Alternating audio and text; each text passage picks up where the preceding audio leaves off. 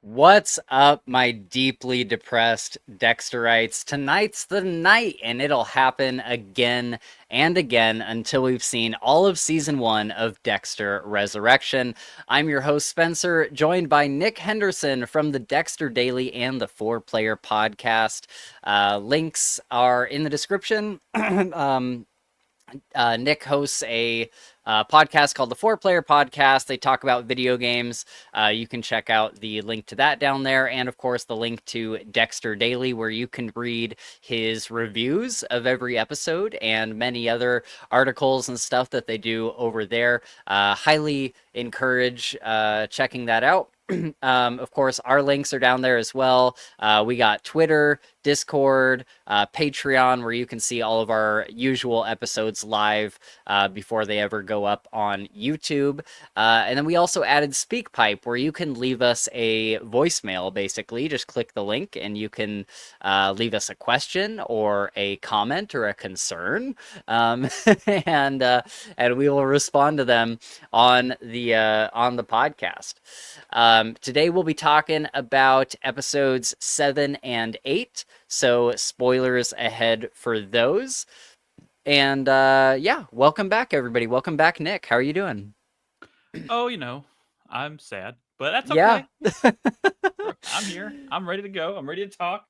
Dude, it is the most insane thing. You know the feeling, have you ever been in a breakup where it comes suddenly and you didn't see it coming, and just that that feeling where you hear like blood rushing in your ears, and you even wake up the next morning maybe and you're like, surely that was a terrible nightmare. Yeah. That's how I felt when I saw the article for Original Sin.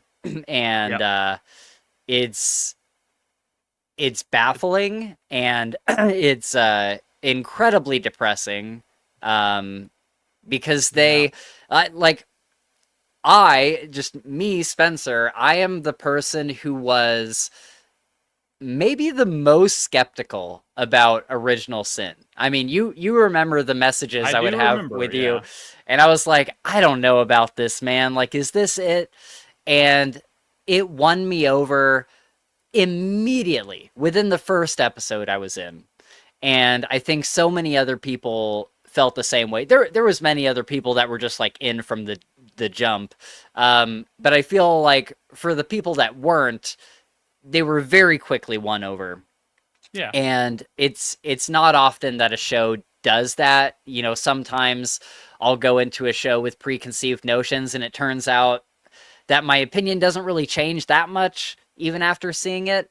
And for Original Sin to do the complete opposite is such a unique circumstance for me, where I was like, okay, if I like it, then I'm the harshest critic. This must be doing gangbusters. And it did well, right? I think the ratings were good. It did do well. So it's In fact, baffling. it broke records, like premiere viewership records for a brand new series, for Paramount. And this is, as baffling as this is, it's not entirely, like, especially after like the shock of it all kind of sets in. Like, Yeah, it's easy to see kind of like what's going on. sure. There was a shakeup at Paramount. There was a merger. There was a change in leadership. The person who was kind of like leading this charge to bring Dexter back in the first place, he's the same guy who was kind of leading the charge with Yellowstone, and like a big part of his strategy was like prequels, like that. He's like going all in on prequels, right? And since he left and he's been replaced by somebody else, it's like, oh, he left. Okay. He's no longer. I mean, there was the merger with Skydance, and it's now someone, I don't remember the name, but Sure. someone else is now making the kind of strategic decisions. And they just didn't see eye to eye, and Resurrection is doing like so well, big numbers. It's doing like, it's kind of like, I don't know the exact numbers off the top of my head, but I want to say it's like doubling what Original Sin did. Yeah. Still, that doesn't, like, it's still kind of a shock. It was, the weirdest thing about it is that, one, it was more or less renewed already for a Yeah. second season. The weirdest thing about it, though, is that when you go back and look at it, Showtime/Paramount never actually publicly said it was renewed. It was reported on widely, and they didn't make a statement and say. Oh. So it's one of those situations where somebody found out that it was renewed, put it out there, it got reported on a bunch. Paramount was like, "Well, it's more or less renewed, so like we're not gonna Yeah. tell them they're wrong." So everybody at this point is just looking at it as it's renewed. We're good to go. Yeah. In fact, it wasn't 100% greenlit yet, so they just decided rather than make it official, they're just not going to. Which is super, super sad. I think they had Original Sin. Not only was Original Sin like really good, I think it kind of, to me, anyways. As much as I love Resurrection, I am so fucking over the moon happy about Resurrection. It's amazing. Yep. But the future of the series, to me, like the long, like if you want to talk about, like if you want Dexter to be a thing for like years and years and years to come, like people who are Well, huge that's why I fans, was so that was surprised. where it was gonna be. Yeah. And here's the thing: who's to say like Michael C. Hall doesn't decide like I want to walk away again in like 2 years, and they're like, well, let's go back to originals. Like, who's to say? Sure. I don't know. That's maybe wishful thinking, but like right now, it seems like, and I will say this: there's a lot of people putting a lot of assumptions out there that, oh, it's fine. They canceled Original Sin so they could focus all on Resurrection. I'm like, while I do agree that's probably what's happening here, Sure. I don't necessarily think that's a guarantee. Yeah. Like, if they're willing to cancel Original Sin, I am officially going to be nervous until cameras are Yes. officially rolling on season 2 of Resurrection. Correct. Now, yeah. It sounds like a writer's room for season 2 is like probably on the verge of opening. But a writer's room, too, does not guarantee that the season will be picked up.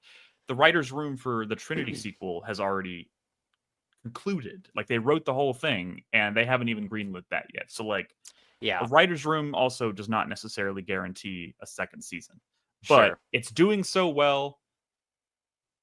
In all likelihood, that is the case. They are going to just put all of their eggs in the Resurrection basket and move forward. But still, I think they scrapped Trinity. Oh, I honestly, at this point, if they decide to greenlight Trinity while canceling Original Sin, I'm gonna be fucking furious. Yeah, like that would be insane. I would be shocked if that happens. In fact, it sounds to me like they like the new person at the top wants to focus on Resurrection and let that be the only thing right now. Yeah. Now, if it continues to do this well for multiple seasons and then something changes and Michael's like, it's time to end this thing, I need to walk away. Yeah. I could see them very easily like scrambling, like, well, we can't just let Dexter end.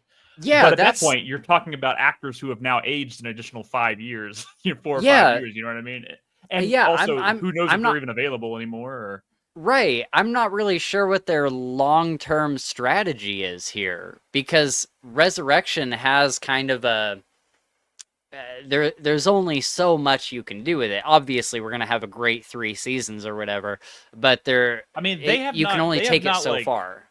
They have left it open. They're not like pigeonholing themselves into 3 seasons. They have but they have also said, but like, what are you going to do for 5 or 6 seasons? Well, you know what I mean? Like, I mean, you could have technically said that about the first season of the series, like original run of the show. Like, how are you going to do this for however many seasons, right?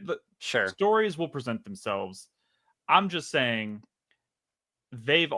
while they've said that they don't have a real definitive end in sight for Resurrection, they are also said very plainly, we'll do it as long as Michael is willing to do it. So it all kind of hinges upon Michael. And Michael, the original run ended largely because Michael was burnt out. He was like, I'm ready. I need to walk away from this character. Yeah. And the man isn't getting any younger. Yeah. I'm not saying he's old, but you know, he's not getting any younger. Right. I don't necessarily want to see him doing this into his 60s. You know what I mean? So just like he's only going to be doing this for like realistically, I would be shocked. I would say at the outer, I would say 5 seasons is maybe absolute tops. Oh yeah, for sure. If I had to guess, but whatever, anything could happen. But the point is, like, the days for Resurrection are numbered, which is fine.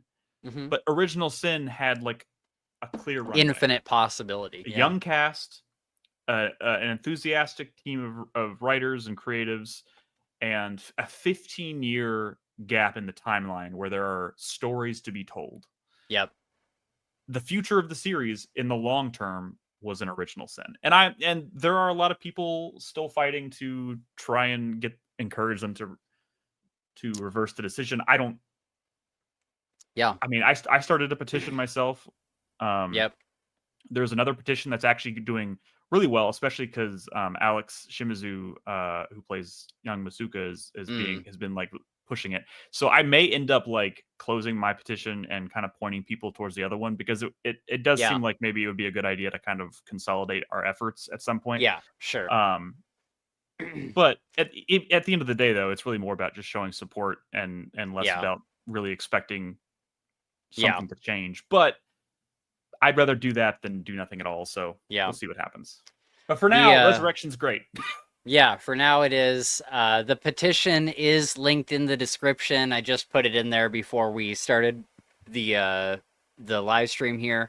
So if you're not seeing it, reload the page, and it'll be there in the description. And if you sign it, and if I eventually decide to close it for the sake of consolidation, I'll post a update in the petition saying, thank you for signing, but also please go sign this one, because this is like the big one. The other one's like 42,000 signatures at this point. Oh wow, okay. Yeah, as soon as like Alex got involved, it took off a little bit. Wow. So, and I've talked to a couple people in like on the production team very briefly, and like they're shocked. They were just as shocked as anybody else, like devastated by this announcement. So like it's super fucking sucks. So I guess at this point, all I'm saying is I want to show my support. I hope other people out there want to show their support. And can you imagine what that must have felt like for like Patrick Gibson and Molly Brown? Like, it sucks. They get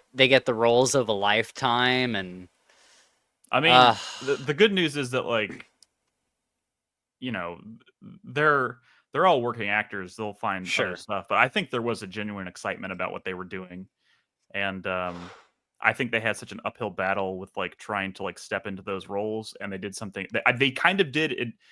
They did quote unquote the impossible, which is really stepped into the shoes of these iconic characters, proved that they can tell stories. You can have a younger cast. You could, as much as we all love Michael C. Hall and James Remar and Jennifer Carpenter and all this, like, they're not like required to tell these stories. Yeah, and we kind of learned that through Original Sin. It's like, oh wow, this really can be done. And I think there was probably a certain amount of like excitement on Michael's end, I would imagine. Like where there's like this cushion of like, I can walk away because they have Patrick. Can you imagine walk away? Like, who besides like the James Bond actors, who gets to pass their character down to the next generation? Like, who gets to do that? Like, that must have been so exciting. Yeah, it's a rare thing. It's a rare thing. But I'm holding out hope that maybe this isn't truly the end. It's just a bump in the road. But that also could be wishful thinking. So we'll see. But for now, I'm going to just continue to support Resurrection, because that is a phenomenal show, and that's what we're here to talk about. And it's good. And it's good. We're going to be talking about episode 7 and 8. We got some general discussion to go through. Nightwolf, welcome to the sorry, I got something stuck in my throat. Welcome to the live stream. Sorry, I'm sorry. I literally can't turn that off. I know, same here. They signed both the petitions. Thank you so much. Hell yeah. All right, let's talk about Resurrection. Obviously, we're super upset about Original Sin. We could talk about that all night. I'm gonna go back soon and rewatch Original Sin, just because I just rewatched it recently. Really? I rewatched it. I literally finished watching the finale just before the premiere. Oh, okay. I think Yeah. I think I watched episode 10 like a couple days before the premiere. So Nice. it's still good. Yeah. It's still Yeah. good. I know. I want But to go also the back and good rewatch it. little silver lining, if this really is the end of Original Sin, they Uh-huh. wrote it, and I think this was probably intentional because they didn't know if they were going to get a renewal or whatever. Like it's written in such a way that it could just be a standalone. It still works as a prequel, It does. a Yeah. close-ended prequel that sets up Yeah. the original series, but it would also be really easy to continue telling stories. So like Yeah. I'm thankful for that. Like it didn't end on a cliffhanger that makes you go, no, like there is. Yeah. I'm thankful Right. for that because that has happened before. Yeah, there was a general like, you know, he got the bad guy and there was a sense of conclusion to it. There like the last scene, one of the last scenes with Harry talking to Dexter, and he's like, it's your code now. Yep. Just feels very like kind of like nice bow on the top of it. Not Yep. necessarily had to be an ending, but like if it were to end right there, okay. Yeah, for sure. So for sure. Real quick, I am still reading the Dexter books. I just finished Dexter by Design. And that one was gotten weird yet? Yeah, it's gotten pretty weird. There's a lot of like real gods, like Malik or whatever that Dude, that the are Dark popping Passenger up. Is like a god or like it's a like demon. an actual being. Yeah. It's not like a feeling or like Yep. an internalized urge. It's like right. He thinks he's possessed by a demon. It's so weird and I don't like it, but whatever. Also, Brian. So Brian has not popped up again yet for me. I'm expecting that he'll probably be in the next book. Because there's been little mentions of like Dexter thinks that somebody's following him, or he thinks that like somebody intervened at some point, and so I kind of imagine that that's probably Brian in the background. And there's also like there's real like the ritual, the thing that I think makes the show so just kind of intoxicating is like the ritual, like watching him stick to this ritual and go through a process. He doesn't really have that in the books. He uses he's actually I kind of wonder if this season of Resurrection was a nod to the books, because the Dark Passenger in Resurrection used the garrote, and that's what Dexter uses in the books. It's not a knife, it's he uses it because he doesn't like blood. Which Dexter in the show never seemed squeamish about blood, but Dexter in the books like does not like blood at all. Yeah, like he likes to talk about. He likes to talk about. I mean, he does kind of acknowledge the fact that he doesn't like blood in the sense that he likes to keep things very clean and neat. Sure, yeah. And I don't know if it's squeamishness. It's just like he doesn't like a mess. He likes to keep things. Yeah, he's a tidy monster. Yeah, he's a very neat monster. Yes, yeah. The Dexter in the book is a little less concerned with that. Right, yeah. Also Cody and Aster, that is such a deviation from the, I mean, obviously the books came first, but it's so funny. Yeah. Yeah, keep going. Keep me posted on that. Okay, yeah, I'll let you know. I'll let you know what I think. Also, Rita's really funny in the books. She's so like, she was such like a stronger character in the show, and in the book, she's just like ditzy wife. Like, yeah. She's not meant to be this character that you like kind of like fall in love with. Right. Yeah. I don't think, but yeah, it is what it is. Nightwolf brings up a good point. What the hell was Tanya all about if we're not getting a season 2? I mean, a lot can happen in 15 years if the show doesn't continue. Yeah. You just got to assume at some point she moved on. And it's so disappointing too, because we were getting flashbacks to Original Sin in Resurrection. Yeah, dude. I think maybe the thing that bothers me, not the most, the thing that bothers me the most is that it's canceled. But like, having gone to the premiere, Patrick and Christian and Molly and James, Christian Slater, they were all there. Like they like just, I'm talking like a month ago, they invited them to this premiere, and they showed up to support other, to because Yeah. they're part of the show, they're part of the bigger Oh, universe. They're there. They were taking pictures with, with their co-stars from Resurrection, and it's just yeah. like little did they know that their Yep. journey or Dexter journey would end within a matter of weeks. But we got to move on. We can sit here We and got talk to move. about Yeah, Original we Sin got to move on. We forever. got to move on. Okay. Resurrection. Uh I'm still not sure why Blessing is even on screen. Oh, come on, man. Blessing I is so I like him. good. I like him as a character. I do. I There's swear. still one scene that they have shown of Blessing in the trailer that has not happened yet, and I think that's going Correct. to kind of make It it. I think that's going to kind of explain a little bit of why he's such a prominent character.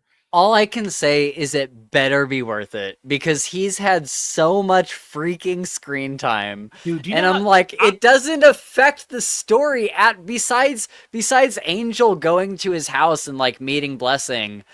I'm like, Dude, Blessing has I'm not not gonna had lie.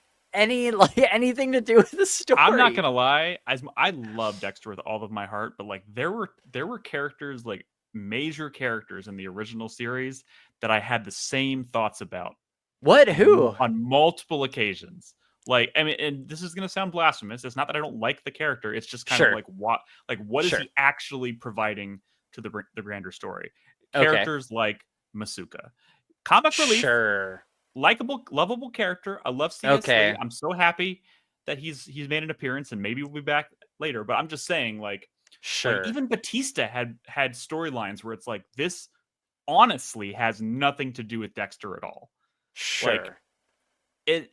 So I have felt that way about character. I think that's just kind of the nature. Like you're talking about a show with a I character think as that's larger than life, like Dexter, and yeah. like everyone around him is just by design, not by design, but like just as a happenstance, less interesting. Here's the difference. Here's the difference. I don't think I ever noticed that in the original series because there was a bunch of extra characters that all Yeah. kind of had their not storylines, but just like, their little things where it's like, yeah, it doesn't have anything to do with the story, but it felt fleshed out. It felt like, these characters are there to like fill in the world. But in Resurrection, we literally have Dexter's point of view of him doing stuff, and then and like all the other characters that he's interacting with, like Harrison, Prater, all the other serial killers, they all have something to do with the larger story. And then there's Blessing. And at least in the original show, there was like Dexter and like the main guy he's hunting, and Rita and Deb, and they all had like parts to do with the main story. And then there was like 10 other like various characters that kind of didn't do a whole lot but were there in the background. But Blessing is like the only character that's just kind of like in the background that doesn't have But anything to do with the I think he story. does have more to do with it than you're giving him credit for, Okay. because so much of his character throughout the season has ultimately ended up kind of shaping the way Dexter views his relationship with Harrison, and like his view on family and the importance of family. And like I feel like Blessing is there to kind of be a role model for Yeah, Dexter in a lot of ways. Like that an could be. actual living, breathing role model that's not in his head. You know what I mean? Right. Like Yeah. Yeah, you're he's right. this kind of like pinnacle of like human decency that like Dexter wants to be or wants to like live up to. And like every actual conversation he has with Blessing does ultimately kind of like feed into how can I be a better father for Harrison. That's true. That And is and certainly not to part of it. mention it gives him his place to live. Right. It Like gives him his he place to lives live. he lives in the apartment underneath it, which also just creates this nice like little mini drama there of like Sure. I'm gonna kill this guy in my apartment, but hey, I'm a tenant, and the dude Right. that like gives me my place to live like is directly over my head, like that kind Yeah. of shit. Um, Which and it makes gave me that. wonder, why is he still living there? He's had the Gemini killer follow him home. He's had Batista follow him home. Why does we'll talk about this later, but why is Dexter in the DMV records registered to that address? I We'll mean, talk about it. But well, I I'm think so livid.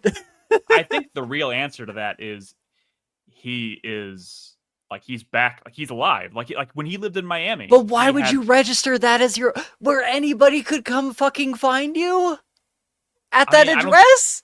I mean, I would argue that like he's not. He doesn't feel like he's actively like he doesn't He feel threatened at the moment. he physically ran away from Batista in the hospital. Yeah, but I don't think it was until episode 7 that he really realized that Batista is like an actual threat. Okay. Um, Okay. I mean, like I just don't think he was taking him very seriously. He's just like, we were friends once, but like, also you also got to remember he is a fucking psychopath, and psychopaths are notorious for like being cool and collected under insane pressure. Right. uh, Sure. I feel it also. He's probably just kind of cocky.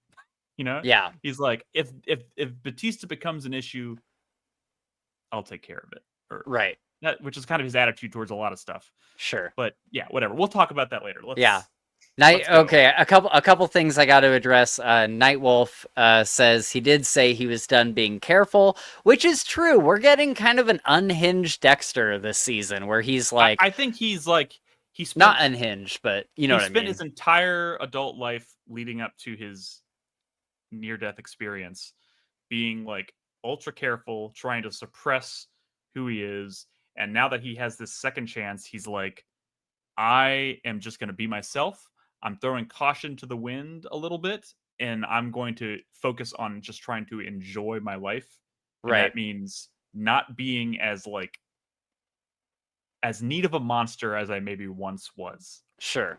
He's firing on all cylinders too. He's like still Yeah. doing like really smart shit. But Yeah. he's also like, if you get in my way, if you fuck with me, Yeah. it will not end well for you. Yeah. Which we'll talk about that later too. Yeah. I promise we're moving on. I promise. But Nightwolf says the romance storylines in the original with Batista and LaGuerta was just character filler, in my opinion, to give them screen time. Let me bitch about this for a minute, because I just got to season 6. I started season 6 recently, in my rewatch, and you know, they have this whole romance going on for the past few seasons, and then they get married, and they're married in the 5th season and trying to figure out how that works. And then the 6th season, the first episode, they're divorced. Yeah. And I'm like, well, that's whose also... fucking idea was this? Like, okay, it makes no sense. That was another transitionary period for the show. That was when it went. There was a interim showrunner for season 5 between Clyde Phillips and Scott Buck, and then Scott Buck took over, and Scott Buck was just like, I didn't like that storyline. Get rid of it. Kind of like Clyde Phillips is like he comes back to do New Blood, and he's like, Hannah, nah, we're killing her. Which is fine. He's not like just. I mean, I will say this: I am kind of perturbed that he just completely ignored the Vogel thing. Yes. But whatever. I mean, it's not unusual for new showrunners to kind of like shed things about the came before. I get it. I get it, but I'm just like, dude, we spent so many seasons leading up to this point where they finally got married and all this stuff. And then in season 6, they just get divorced. And then it makes everything that has happened now with Batista hunting down Dexter, he's like, which, I mean, of course, like, even though she's his ex-wife, of course he's going to be upset about it. But imagine how much better it would have been if they had actively been married when she died. Oh my God, that would have been like, insane. Like, but you know, it's one of those things. It's like, and it's something you realize in retrospect. Sure. Like you wish you could have done it differently. Obviously, they didn't know that New Blood and Resurrection would exist years and years and years down the road. I guess I also chastise, you know, as much as I love season 7, 6 and 8 are like my least favorite seasons, and I actively disagree with almost every no, maybe that's harsh. A lot of like the creative decisions that Scott Buck made, despite the fact that somehow I think he managed to pull off an incredible season 7. Yeah, season 7 I was love good. that season, but Yeah, it was like, I do how is too. this season amazing and his book ended by like 2 like the lowest points in the series? Whatever. Right. Like like when he was showrunner, my biggest problem was it, especially in like the final season, like that's the time to ratchet up the stakes. That's the time to make everybody to like let everybody see behind the curtain. Like Yeah. let his secret get out. Let Batista Yeah. know. Let Masuka know. Let everybody know who he is. And they didn't have the nerve to do it at Right. all. Which in Resurrection, they're like Clyde's like, I'm going to fix that. Like Batista is actively investigating him. Right. Harrison knows about who he is and what's Yeah. going on. It's just like, and they're teasing that like Quinn is eventually going to kind of get Yes, involved, dude. Quinn is which I coming think, back. which I think Masuka will. I think I would be willing to bet that Quinn and Masuka are active like regular cast members in the next season. But like, I think he brings Masuka because I think he needs a blood spatter guy. yeah, I think he needs a forensics guy. The question is, does Quinn get involved because Batista doesn't make it? I believe so. I'm on the side of thinking like I don't necessarily want Angel to die, but I think that he's going to. He's I had either this crazy thought today.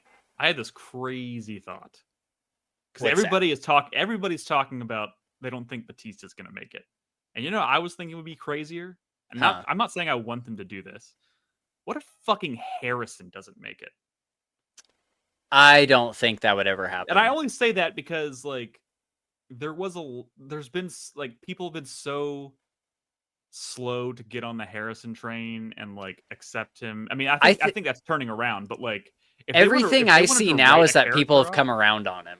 Oh, I mean, I agree, but like I also don't think a lot has changed since New Blood. I think he's always been this good. I think he's always been I do too personally, yeah.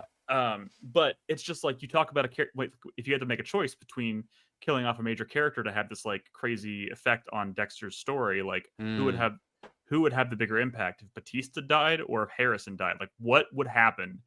It'd be like Rita all over again. It'd be like 10 times worse probably than when Rita died. I don't know if they could kill Harrison. I really don't know if they could get away with it. There would be people celebrating, I'm sure. But that's neither here nor there. Let's go. Let's jump into this. Okay. My other note here is while talking with this is just a little side note. While talking with Gareth, Dexter confirms that Dexter confirms a big part of the timeline. During season 1, Dexter was in his 30s, he says. So I did not know. Maybe this is more common knowledge than I thought, but I didn't know that we had like a definitive age for Dexter. I mean, I'm gonna be honest. I don't think there's definitive ages for anybody in Dexter. I feel like they play fast and loose with ages. Yeah, all the time. Yeah. Scott Reynolds has even said that he's like was he talking to a Gareth at the Dexter Daily, and he was like, "How old is Garrison?" He's like, Harrison is 18 now. He's like, we just made the decision behind the scenes to make him 18 now. They made a decision in New Blood that I'm sure they are kicking themselves for, because again, they didn't know Resurrection was going to be a thing. Sure. They gave the gap between the original series and New Blood a length. They said it's been 10 years since your last kill or whatever. Right. That's all it took for people to be like, well, if it's been 10 years, then Harrison must be like 15. When in fact, they shouldn't have had a definitive. He probably if they had said 12 years, oh, okay, he's 17, which would then make, by the time you get to Resurrection, maybe it's more, maybe 18. It makes more sense that he's 18. Yeah. And banging all these ladies. Right. Yeah. But hey, you know, I in my head canon, you know, 10 years, it's a wishy-washy time. We could say vaguely 10 years. Yeah, it's rough. It's rough. 10 years. I'm personally like really okay with that kind of stuff. I'm very okay with fudging the numbers. I really don't care. This whole series is continuing only because they're willing to fly by the seat of their pants and like, yeah. Oh, it's not over yet. We're gonna keep going. I know. And as much as hilarious as that is, I'm so happy about it. But you also Yeah. just got to be willing to overlook little things like that. Gareth at Dissecting Dexter called it a gentleman's agreement, and I feel like that is fair. I feel like there can be a gentleman's agreement between the fans and the showrunners, and the showrunners just being like, just go. You want more Dexter, don't you? Just go with it. It's like, okay. Also, like as long as they don't give as long as they don't specifically give an age for this new character Gigi, I Yeah. think we're fine. Because Yeah. as far as I'm concerned, Gigi's a college student. She could be like 18. Sure. Yeah. Which would not make it super weird. But Yeah. Elsa is like in her mid-20s, and I was like, Elsa's the difficult one. Yeah. If Harrison is really 17, probably more realistically 16, and they start hooking up, then it's a problem. Yeah, but luckily, as long as they just stop mentioning ages, just don't do it. As Yeah, long as he's gonna be banging all these girls, just stop mentioning ages. Because it's gonna get weird when you start to think about it. Exactly. I also wanted to comment on the Harry interactions. I feel like in Resurrection, they're way more common than they were in the original series.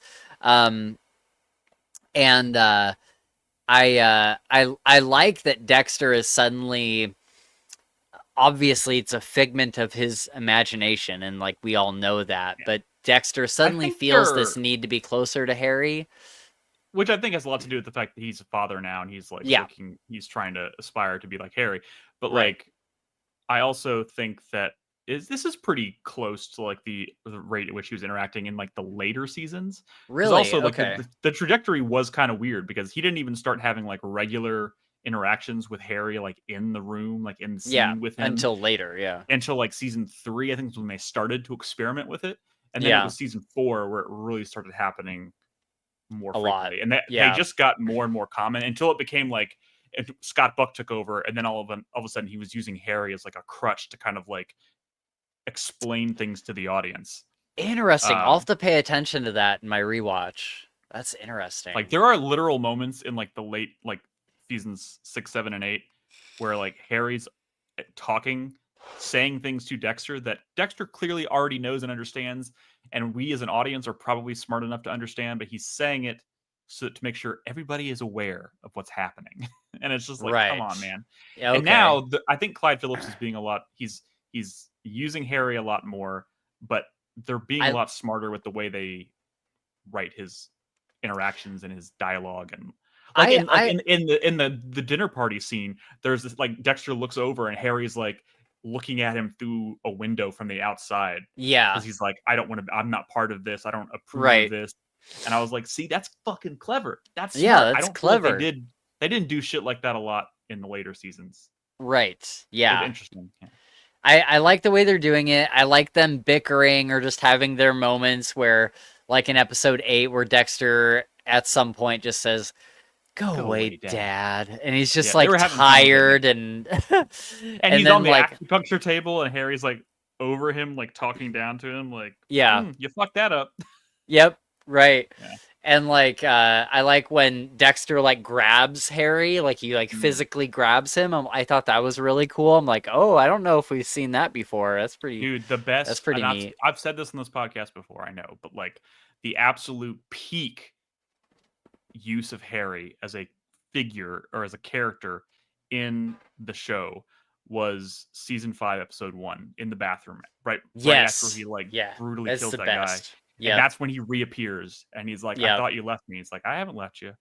And he's just like, that's the first human thing I've seen you do. And then he falls to his knees and he like helps him like fall, like control his fall to the ground. Oh, he's like, let it out. And I was like, that is incredible. I honestly don't think they'll ever top that moment. It's still my favorite moment of the entire show.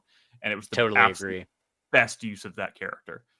So. Totally agree. It was amazing. Episode 7 is called Course Correction. And so they, everybody gets together. They toast to Lady Vengeance, Mia. I think she's dead. I think she's dead. There's some people that are like, I don't know, she's dead. Like, I think they faked her death. I think she's If just they dead. faked her death, I think they would have started like teasing that at this point. Yeah. But I don't know. I think it's Which done. I'm actually kind of pissed about. I think they could have done a lot more with Mia, and I think it would have been interesting if Angel had gotten to see her in the jail cell and like shown her the picture of Yeah, Dexter. would have been cool. I think that I would have been am better. equally upset. I have almost the exact same sentiment about a different character Okay. in this Oh, episode. yes. Yeah. I think we will probably agree. In fact, I wrote about this in my review, and the internet did not like it. Okay. Yeah. They seem to be very upset with me because what am I talking about? Every episode is perfect, and I'm just like, shut the Right. fuck up. Yeah. I think I will likely agree with you. Dexter breaks his veganism. That was funny. I was like, oh man, how's he gonna? I was like, I'm glad he can finally stop pretending to be vegan. Yeah. Right. Al shares his thing, his video. His thing. Dude, this was so creepy. I loved it. He pulls a Ted Bundy, makes it look like he's hurt. And then when she comes over, I didn't understand what was happening at the time, and then later I did, so that's why the note says what it says. But knocked her upside the head and then suffocated her, yeah. Right. And Al giggling while this happens was so fucking creepy. I was like, oh my god, that's Al. Like that's the Scranton Strangler. That's Rapunzel. Yeah. Like that is a demon coming out in him. Yeah. Just like giggling like a schoolgirl while he and then Pop says it's time for a haircut. And I'm so pissed that we didn't get like his backstory to understand why he does this. I know we will later, but I'm like, dude, I want to know. If you had told me to pick who I think is going to survive the season to come back later, Al is the absolute last choice. I would have been like, oh, Al will be the first to bite the dust. That's what I thought. Al's the lone survivor of the season. I have a feeling they'll bring him back at some point. Yep. Yeah, between the laugh and the use of the word pop or whatever, there's too much like teasing there going on there. They're gonna want to explore that more. Right. And I love how like he's showing the video and then the camera just pans to Dexter and immediately he just says, "They all have to die." They all have to die. It's so good. It was such a good delivery. Yeah. The mirror says the giggling. Sorry, I gotta bring this over into my bigger screen. The giggling was insanely creepy. Yes. It looked like he was trying to control, like when he was watching himself, he was watching the video himself. It looked like he was like really enjoying himself. Yeah, like trying to hold himself back, kind of. Yeah.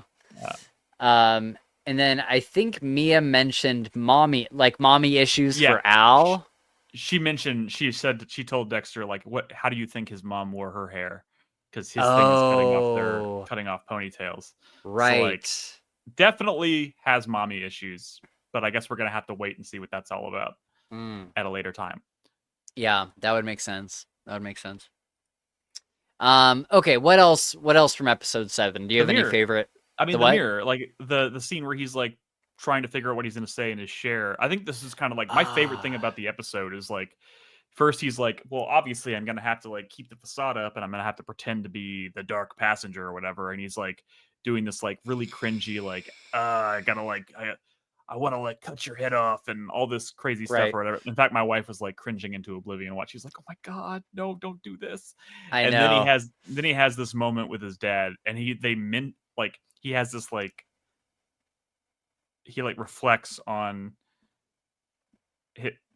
how his dad killed himself, which is like something that they haven't really mentioned in a long time. Right. It was like kind of a really nice nod, but yeah, he did the thing where he like grabbed his head and like that was just a really good moment. I like that moment a lot. And like, I think my favorite thing about this episode is that like when he finally decided to like, well, this pretending thing is not going to work, so I'm just going to like tell the truth without Yeah. telling the truth. And that's the theme of the season. Like, Right.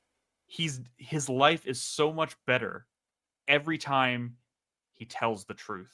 Right. Whether it's to Harrison, whether it's to these killers, whatever it may be, Yeah. honesty is the path to like happiness, and that's something he's never really like. He's always been like, well, of course I have to lie, and now he's like, well, maybe let's see what the truth can do for us. Right. And it's cool. Yeah. And like, not only that, it like everybody else assumes it was a really terrible show and tell, but Prater is like, dude, I felt that. Like that was like from the heart. Yeah. And I can tell it's from the heart. And I was like, that is cool. So this also leads to Prater giving us his backstory. Yes, because I not entirely sure how much I buy. I liked how Gemini was like, I don't know, man. Like, that's not normally what he likes. He wants you to show, like, how you kill and stuff. And then Prater was like, no, like, I liked that better. Like, hearing the psychology behind, you know, why you think the way you do. And it gets him to open up. Real quick, I want to touch on one thing.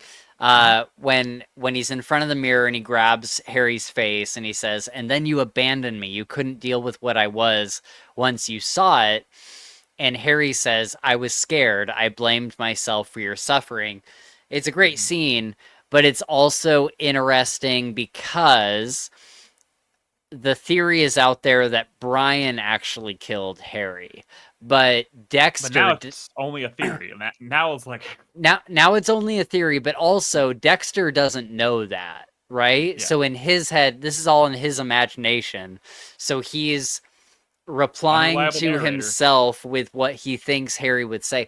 So I thought that was pretty interesting, is that it... Yeah, no, you know, we didn't get like a confirmation because of course we wouldn't, because Dexter doesn't know that.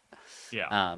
Anyway... Dexter, any like back and forth that Dexter has with Harry is still limited by what he knows, and is also a projection of what he thinks about what's happening. It's why he's always been an unreliable narrator to an extent. He's still an unreliable narrator.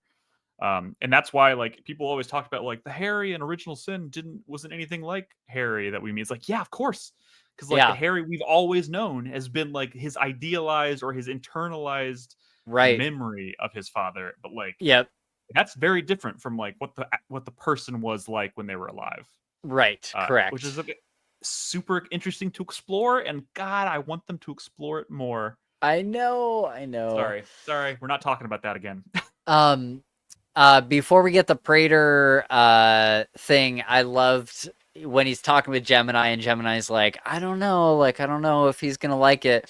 I did. What a David that Desmalchian had some of just the best lines. He says, because Dexter says something like, "Oh yeah, I know it wasn't going to be as good as yours," or whatever, and Gemini says, "I am a rare bird," and Dexter in his POV says, "More like an endangered species." And then I love how is it Al that says, "Anybody have a remedy for an upset tummy?" And Dexter in his head says, "Kill you, throw your body in the Hudson." Yeah. Yep. That had me dying. It's so funny. Kill you, throw your body in the Hudson. Top tier internal monologue, man. It's so good to be back. So good. All right, take us through Prater giving his life story. Very unexpected. I mean I knew there had to be something more to the like parents dying in a car accident thing, but like I thought it was interesting that they tied it to a serial killer, but not like a traditional serial killer, just someone who had like no regard for human life, and like is a serial killer because they just frequently hurt people without like, you know, he got drunk and was like, I'm gonna fuck someone up because I'm having a bad night, kind of thing. And then like talking about this kind of like weird relationship that formed between them while he was like visiting him in prison. I was like, that's unexpected. That's kind of Yeah. cool. And like how his first trophy, the first thing, his most prized possession is the letter that the killer wrote back to him from Yeah. prison. I was like, that's cool. Like it is an unexpected backstory and I like it, but I still think there's got to be more to it. But I'm not. There's got to be more to it, and I think it's interesting that he called it a trophy because he's not, as far as we know, a serial killer, but Yeah. he does collect trophies. Yeah. I mean, Um, I think he's just using the word trophy as like something like a collector collects would be their trophies, like their I prized possessions. Yeah, but I think it was a really intentional word. It's definitely possible. And I we'll talk about it later in episode 8, but I'm starting to come around on the idea that he might be the Ripper. Really, I'm Yeah. not. I I don't mean, think I'm so. also like, I say that also, I've been very doubtful of that from the beginning when people Yeah. started talking about it. But they are definitely dropping. There are moments that are designed to like make you think maybe he is. There's one interaction in particular in episode 8 that made me go, "Huh, that was weird. Oh, okay. Maybe Huh. this guy is a killer. I don't know." But I think that's very intentional. There's also a theory. It's funny. It's like every week there's a new theory as to who the Ripper is. And John wrote about this week. But like now everybody's starting to like shift their focus to the other Detective Oliva. I think that's his name. Yes. I think Um, that's possibility for sure. because the literal evidence is that he's standing in front of a board like in Detective Wallace's office, and the word like the newspaper clipping like right over his shoulder says the New York Ripper, and like people are taking that as a Oh. sign as like this is the New York Ripper, and I was like that feels like a stretch, but also maybe a subtle Easter egg that they're like Right. doing to make you think about it, and I was like that's clever. I like it. I don't know I if that's don't hate it. evidence. I Yeah. don't hate it, but I don't know if that's evidence. And it would make sense, like maybe Claudette was getting way too close to like catching him, and so he stopped killing, Maybe, you know? maybe. I think we'll probably have our answer by the end of the season. I think that might be like kind of like the mic drop at the end of the I season to like prep us. But I've played with that idea too, but I almost wonder if they don't have the actor for it yet, unless it is him. yeah, I don't know. I don't know. What does Nightwolf say here? I mean, I also agree with what Nightwolf says. She says, "I still think he'll be a season 2 character that we haven't yet met." Yeah, I think it's probably more likely than anything that like it's just kind of everybody's instinct to like try and connect dots, right? Everybody sees like the bigger picture and they want to connect things. Like it could be Blessing, it could be this person, it could be that person. It's like, or it could just be someone we've never met before. Mm-hmm. Like think about it. Like how weird is it going to be when you find out that it's this person that's been close to Dexter all along, and you're Yeah. going to be like, what are the odds, man? Like at Yeah. some point it gets ridiculous. At some I point it gets ridiculous.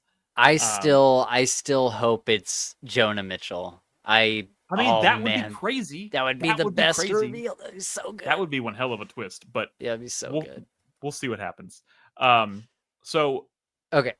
there obviously this leads us to he decides to take the truth approach with Gareth. Yes. Oh my god. I love this scene. I love this scene, but God took the wind out of my sails. I know. Took the Because fucking. we didn't get a proper table with Gareth 1. And then with this guy, it's like he just killed him on the spot. Like I thought this was It's a our cool. big bad. Like I thought this Yes, was our yes. I thought this was like our climactic moment. It was a great scene, but yeah, and I just think it completely undercuts the impact of the twist from the episode prior. Like yeah. that twist was huge. I was like, "Fuck, that was a cool reveal." Yep. And now it's just done. Like it didn't really mean anything. He wasn't some like criminal mastermind that was going to give Dexter a ton of trouble or like become Yeah. this like major villain that haunts Dexter, like hunts him down when he finds out that he killed his brother. Like there was potential there for that to happen. It was just kind of like, okay, it's over. Yeah. It was so quick. And honestly, I always tend to, and this is more of just a personal preference thing, because I will never deny it was a really cool moment, but like I always get a little disappointed when Dexter kills someone off of a kill table. I Yeah. know it has to happen, but every time it happens, I feel robbed. Yep. Every time I see someone where I'm like, I want them to die. I want them to die on a kill table because those are always the best scenes. Right. But cool fucking moment. It was a really great, like, he's like, I hear twins can feel each other's pain. Did you feel Yeah. a sharp pain in your chest last night at 8:30? And I was like, damn, this motherfucker's That. going for the jugular, and I love it. Yep. Literally going for the jugular, actually. Yeah. Now. Three birds, one stone. Yeah, that was a great moment when he's going back and forth with him. And at first it seems like, oh, I'm just like a big fan, and like Gareth is kind of buying into it, but still suspicious. And then he asks about the twin. He's like, oh, you're the first person that ever figured that out. Wow. And it kind of made me wonder. I'm like, oh, what's Gareth going to do? Because I had no idea that Dexter was about to kill him. And I'm like, oh, what's Gareth going to do now that he knows that Dexter knows they're twins? Like, what's going to happen? And then it escalates quickly. And it escalates quickly. And Nightwolf is right. I think we needed at least one more episode with Gemini. Like, to kill him. Scene he was in, yeah. Yeah, to kill him in the very next episode after the reveal, there's no stakes to it. There's no. Yeah. I don't know. But also, it did, like, in the grand scheme of things, it did make sense. It was a clever use of the character to kind of like solve some of his problems and like kind of like even the playing field going into the final episodes. It was smart. It was just disappointing in certain ways. Also, I want to give you a shout out. You were absolutely right about the double blood slide. Yes! Oh, I forgot to mention that. Yes, dude. Yeah. Very nicely done. I knew it. I saw it like just to the left. And I'm like, I bet you he's going to put two of them on the blood slide. Yeah, it's good. It's good. Okay, but so this basically brings us to the end of the retreat. He's good to go. He leaves and he goes to meet Harrison back in New York. Harrison is now thinking about going to school. He's looking into going to a school of criminology at Elsa's recommendation. Wait, are we gonna talk about Batista going to the apartment?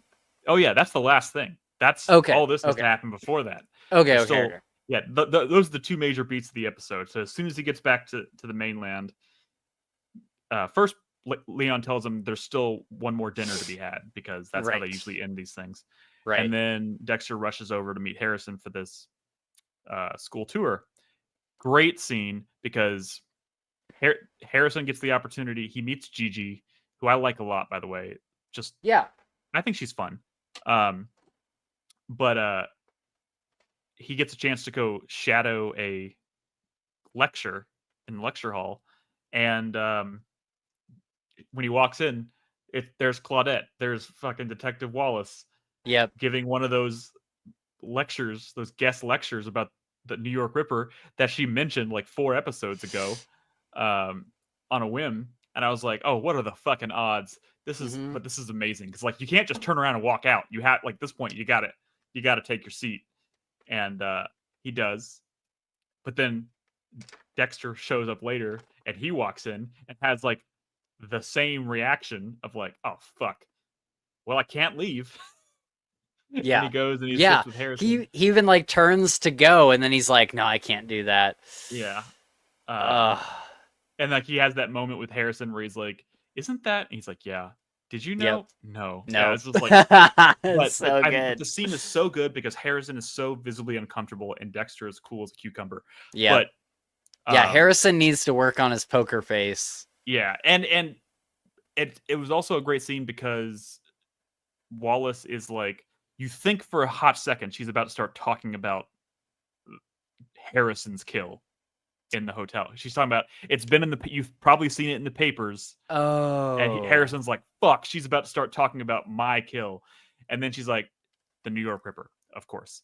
So she starts she starts talking about like dropping facts and showing crime scene photos and whatnot of the Ripper, and she plays a voicemail of the Ripper, which I don't think is an identifiable voice that I would Yeah. associate to anybody we've met so far, by the way. Correct. Yeah.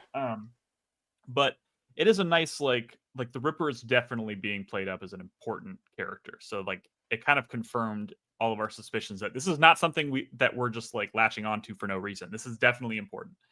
But like the big moment during the scene is she starts talking about psychopathy and how people with psychopaths don't feel love. And it's this really awkward moment because Harrison's sitting there realizing, well, that's my father. And Dexter's sitting here like, that's me. And Yeah. Harrison is probably thinking that everything I've said to him in the past few weeks, everything that I've done to like win him back over is bullshit. Yep. But then but as soon as the lecture's over and they stay back and they have this conversation, and it's this really the best moments of this season are like between Dexter and Harrison. I fucking love it when they have these heart to hearts because Dexter does like the most human thing. He admits, he's like, she's right. I don't feel love like most people do, but I can tell you this: the way I feel about you is stronger and different and more and just different than the way I feel about anybody else in the world. And like somehow that is like this like really beautiful sentiment that like that's love. Like that it may not be like traditional love, or it may not be experiencing it the way most people do, but like what is that if not love? That was really great. It was beautiful. And then Dexter comes face to face with Detective Wallace for the first time, and they have like this little like showdown, right, where they both like know a little bit more than they're letting on, and they're both using like she's like dropping hints about, well, your friend Batista came to talk to me, and he's like, and Harrison's clearly nervous, and Dexter's just like, oh no, I do this shit all the time. Watch me fuck with this girl, and, and it's so good. And then on their way out, he like points, he's like, by the way. and he starts talking about, because they were talking about, because they couldn't figure out what the murder weapon was. They thought it might be a crowbar. And he's like, well, have you thought about this? And then we get the moment, like New Blood had this moment, this like forensic kind of like callback to his blood spatter days. And we get it here again, where he analyzes the crime scene photos and like, have you thought about it? It looks like it might be like a longer item with a curve and a point at the end, like maybe a hook. Yeah. And I was just like, oh, that's and it's so great because obviously he knows what the fucking murder weapon is, which makes me think, if the cops don't know what the murder weapon is, but Prater has the murder weapon, he knows what the murder weapon is. That implies that Prater knows who the killer is. At the very least, he like if they don't know because you know like a lot of the other things he got for his vault were things he like got one way or another from law enforcement. Like he like got the blood slides from this like FBI agent with a gambling problem. Blah, blah, blah. I see your reasoning. Yeah, he has the murder weapon. But if the cops don't even know what the murder weapon is, where the fuck did he get it? But isn't the New York Ripper like his white whale, like the guy that he's always wanted to get at his dinner parties but never could? I don't think they've ever explicitly said that. Okay, maybe wrong. That was just me inferring. I need to go back and watch episode 4 again where he talks about it. I don't think he ever describes it as his white whale. He was just like, he just says they never caught him. He's like, so it kind of implies that he's never met him, but now we know the cops don't know what the murder weapon is, so he has the murder weapon. So it's either him or he knows who it is and has met him and has the murder weapon. Interesting. From one of their past interactions. Like Prater is going to be linked to the New York Ripper in one way or another, and I don't know what the fuck it is. Also, there's that same scene in episode 8 where Detective Oliva is talking about going to the gala, and he mentions Prater by name. He says Prater donated a bunch of money to the department, blah, blah, blah, so we're going. And I was just like, it's funny, suddenly people are throwing suspicions upon him as maybe being the Ripper, and it's the same time he mentions Prater by name, and now we know Prater has the murder weapon, so like maybe there is more to that theory than we thought. I don't know. It's exciting. This is the kind of like speculation shit that I love. Okay, sorry, in the interest of time, after he leaves here and he has that really nice moment in the car with Harry where he's like, Harry says, "I wish I could be at his graduation," and he's like, "Well, technically, you will be, won't you?" I was like, Yeah. "Oh, that's nice." Yeah. And he gets the hat that's like proud dad. I was like, "Ah, Oh yeah, that was I'm a sucker great. for this shit. I love That it." was great. So good. But he gets back to his house. He makes the blood slide with Gareth, and then he hears the fucking Wait, real quick, Gigi or whatever, Gigi. Gigi. Yeah. Yeah, What do we I mean, what do we think I about don't her? know. I mean, I like her, but I don't know what the fuck her purpose is at this point. They're Yeah. setting her up clearly to be. She's gonna have a role to play in the last couple episodes for sure. I don't know what that is. Yeah. My theory is maybe she's gonna die, and it's gonna like push Yeah. Harrison to do something bad. Could be. Yeah. Um, I watch a lot of Dexter reviews, like a lot of Mhm. channels that review these episodes after they come out. And so far I've heard so many people talk shit about her and just be like, I don't like her. I don't John see doesn't what the like her point of either. her is. Well, it's And like, I'm like, yeah, you I don't know. I don't think she's bad. Like maybe I don't know wait why to the end of the everybody's season so and hung then up. decide Yeah, if she I don't doesn't know. serve a purpose. She's clearly being introduced at this point heavily to serve a purpose. We just don't know what it is yet. Right. And as far as I'm concerned, if it keeps him from making out with his 26-year-old friend, Yeah. I'm all for it. I think Elsa is gonna get jealous or realize that Harrison is like a good guy that Yeah. you're like, oh, now he's dating someone else. I missed Yeah. out or whatever. I don't Dude, know. when they were making out in the elevator in episode 8, I thought the door was going to open and Elsa was going to be right there. Oh, that would have been perfect. How did they Didn't miss happen that? though. Okay, final But scene. anyways, he goes back to the apartment and he hears the salsa music upstairs and he has the realization, this motherfucker Batista is here. And he Yep. goes upstairs but like, you know, instead of just like a normal person would just be like, well, fuck, I gotta get the fuck out of here. But Right. Dexter's like, I'm gonna rush upstairs. Right. He like rushes into the living room, and there's Batista teaching Blessing how to salsa dance. And I was like, Oh my god. He mentions teaching Dexter to salsa dance, which is like Yeah. a direct reference to like Original Sin. Original cool. Sin, yeah. But like he does this when they first lock eyes, and he's like, "Surprise, hermano!" I was like, "Oh, surprise, hermano!" was so good. That was like a surprise motherfucker moment, and I love it. So Dexter gets him out of there by saying, "Hey, why don't I give you a ride home?" And then we end up in the awkward car ride. And this scene was electric.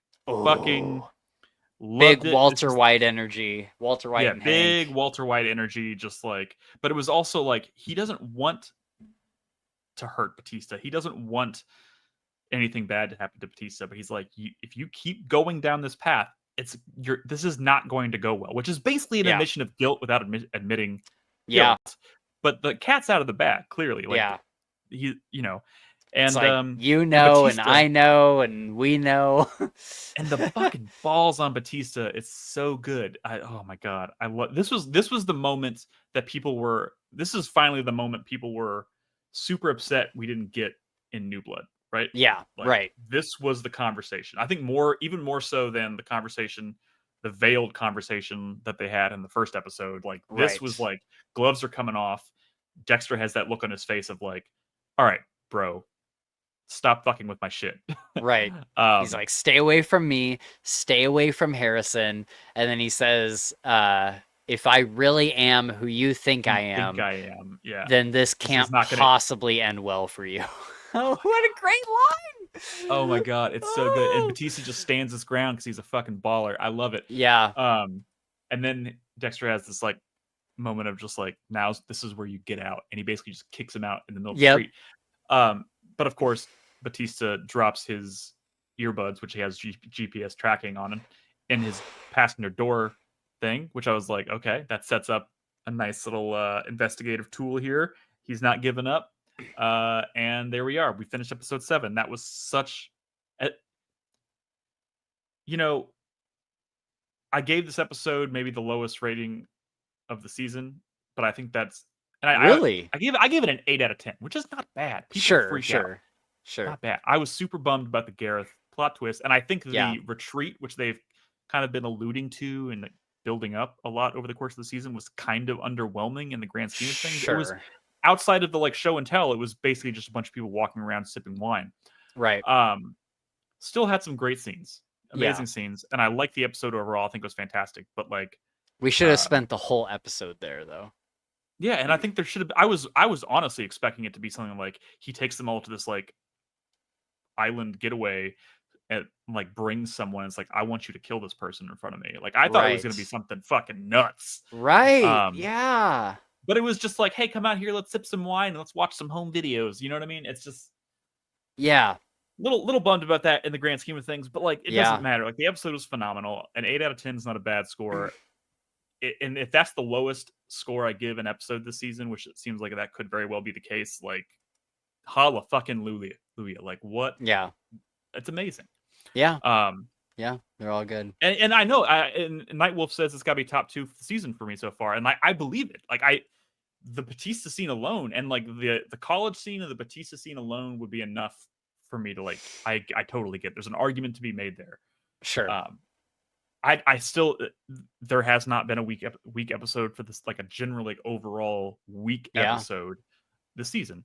And there's only 2 more left, so I hope they can keep this up because it's like it's rounding out to be like one of the best seasons of the show. But anyways, we still need to talk about episode 8. Episode 8. Quick break before we do that. Yeah, let's take a quick bathroom break. Guys, we will be back in like 2 minutes. Hang in there. Stay on the live stream. We will be right back. Thank you, everybody, for watching. Hang in there.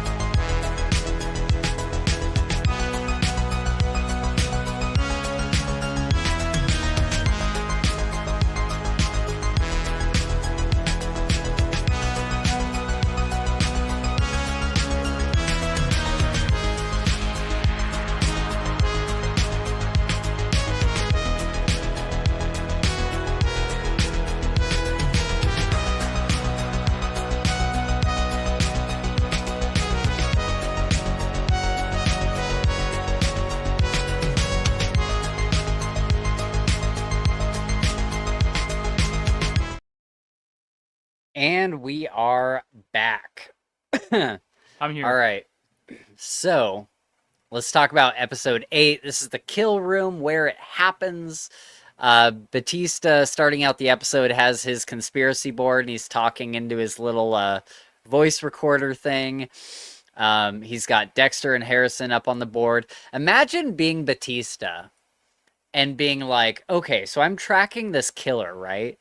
But I'm also, like, his son is involved. Like, I also have his son on the board, who I'm also tracking because he probably killed someone. Yeah. Like, Crazy. Ooh, that has to be, like, so weird for him. Like, this kid that I knew when he was a baby has killed someone, and I'm trying to prove that he killed someone as well as his father. Like It's weird. I mean, it's a crazy dynamic. but he's driven by, you know, he's driven by.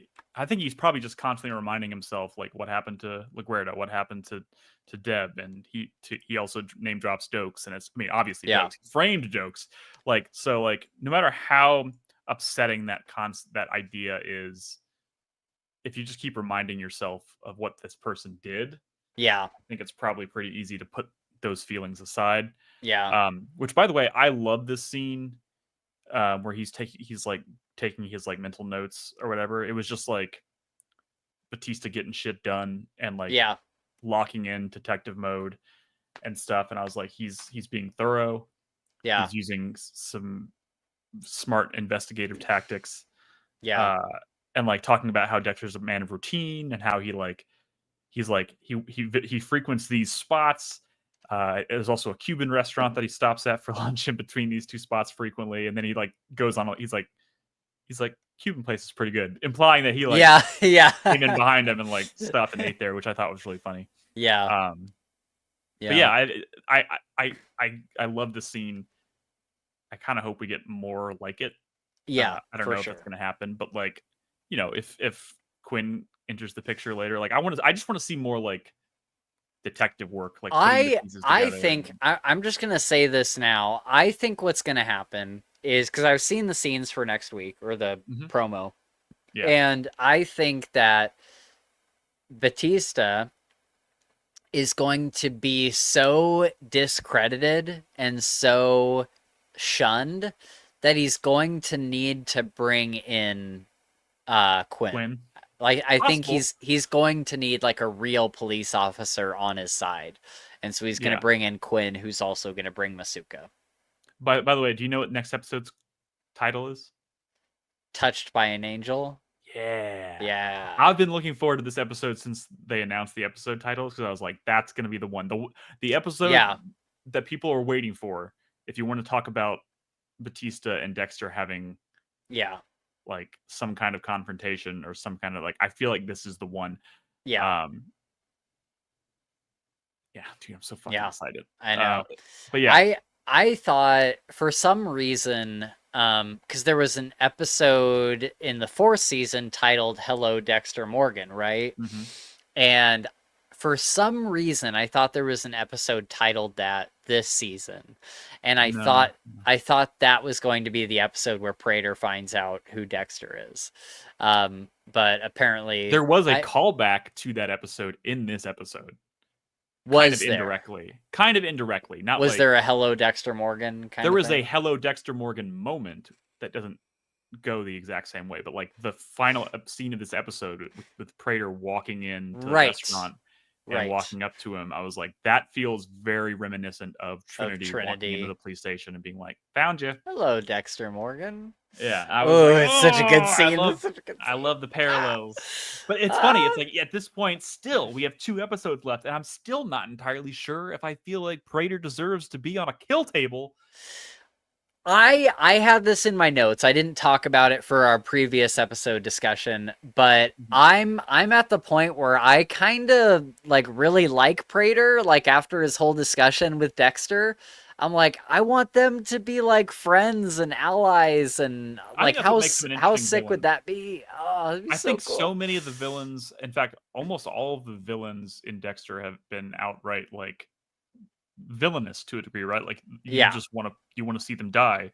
There's been a couple exceptions, but I think Prater's maybe the first. If he is in fact being designed as a villain, it's still kind of, I don't even think he's gonna be the villain. Like, I'm kind of at this point, I'm like, what's the big bad of this season? Because I don't think it's Prater. I think it's Prater. I just don't know if we know the full what makes him necessarily the big bad yet. I think that we're waiting for the other shoe to drop.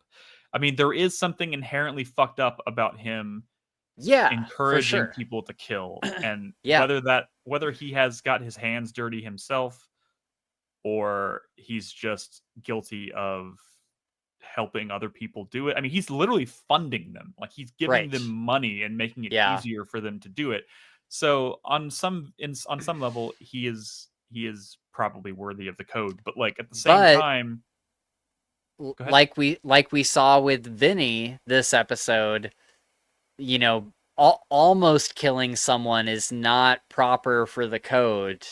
Like, Yeah, because Dexter got really close to killing Vinny, like trying to convince himself that Vinny was worth the code, and Harry's like, you know the rules, like yeah, that's not code worthy, yeah. and I don't think Prater is either. I at least in Dexter's like, you know how the code My works. my theory for most of the season so far is that like he obviously kind of idolizes or is fascinated by these killers, and I can't help but think that like we're meant to kind of question whether or not he deserves to die at this point. I feel like before the season is over, he is going to kill someone. Like I think he's going to finally be like, I'm going to do it myself. I want to do this. Like that's kind of where this is going, Yeah, and it's going to be someone important, and that's yeah, going to be like it could fucking be Batista. Like, and because like I think if Dexter, if Batista, let's just say hypothetically speaking, Batista doesn't survive the season, right? A lot of people think that right. it's not going to be Dexter. Dexter's not going to kill Batista, but I don't think Yeah, Dexter would ever kill Batista unless he was backed into a fucking corner and yeah, had no other choice. But yeah, I also think that is there's a big difference between the Dexter before Resurrection and the Dexter we have now. yeah, Because Dexter before Resurrection, I mean, we saw it in New Blood. He was about to take out Angela when he thought he was caught because he was like an animal backed into a corner. But yeah, I think he's come back and he's like, I want to be a better person for Harrison. I'm not going to kill another innocent person. yeah, I don't think he would ever kill Batista. So if he's not going to die, somebody has to do it. I mean, if he's going to die, somebody has to do it, and it could be Prater. And imagine if that's the thing that ends up putting Prater on Dexter's table. yeah. Like, Could be. not only does that put him where he needs to be to die, it means that Dexter is probably going to be super pissed. Yeah. Like that kill scene is going to be like super emotional, Ooh. and he's going to be like, I can't believe you fucking did that to like one of my only friends, like my longest Yeah. friend that I've ever had. Even if he was trying to throw me in jail, you know what Yeah. I mean? Yeah. And I think that's fascinating. But like, you know, this Yeah. is all speculation at this point. It's still really interesting. Yeah. It'll But be so interesting. it's so funny, like watching Batista investigate, and he's literally kind of like following him around New York, and Dexter is like, "Well, I got to take out Al, and I got to do it now because it's Yeah. like it's time to move on from this." Right. Uh, and he Yeah. calls Al, and Al's like, "I'm hitting the road tonight, but I'm Yep. gonna see fucking Hamilton before I go." And I was like, Right. "That's hilarious." Yeah, it's hilarious. And Dexter goes into like, okay, well, I better fucking get ready. Yeah. Finds that wig shop, starts setting up a kill room. Batista's standing in front of it, and you can literally see the plastic. That I thought this was so ridiculous. I know that there's been absolutely ridiculous kill rooms in the Oh past, yeah, but I'm like, this is like a downtown shop. You can see the plastic yeah. in the room. I'm like, how? Like, what are you gonna do when you eventually pull down the plastic? Everyone's just gonna see you there pulling down plastic. Like, I mean, I you're think the idea so would be. visible. I, I honestly don't know if he put the plastic up on the front windows because there's plastic on the front windows, and then there's like this walkway in the front, and then that's the plastic that he hangs in the final room. Like you can see Oh. it when Batista walks in and you see Vinny later. There's that like Oh interim, yeah, the there's a entryway. So right. because the sign on the door to the wig shop basically says the family that owns the store is away on like a 3-month vacation or something, so Yeah. they're closed for the season or something. And like I don't remember. I have to go back and watch it again. I don't remember if the plastic on the front of the window was already there or if he put that up. I don't know. But Yeah. yeah, you're right. There have been some crazy fucking kill rooms in the past. And I'm all for them, man. I'm all Sure. for the crazy, Sure. like the fucking airport kill room scene in season Yes, 7 says this is hello, so and so I good. wouldn't change it for the world. I know. It's so absurd, but it's like that's the shit that like sets Dexter apart and makes you realize, reminds you every once in a while that this is fantasy, guys. Right. This is silly. Like, you don't need to feel super dirty watching, like, because there's like like, if this felt super real and he was just like murdering Yeah. people in like super realistic ways and getting away with it, it would start to feel gross, I feel like, after a Sure. while. Yeah. But every once in a while, they're just like, let's have fun with it. Yeah. And I'm That's like, true. I okay. never thought about it like that, but you're absolutely right. Uh, In the midst of all this, we get Dexter visiting the landlord, and we find out that the landlord is still a problem. well, Harrison asks him to. Well, I guess Harrison tells him about the situation with the landlord, and Dexter Yes. volunteers to do it.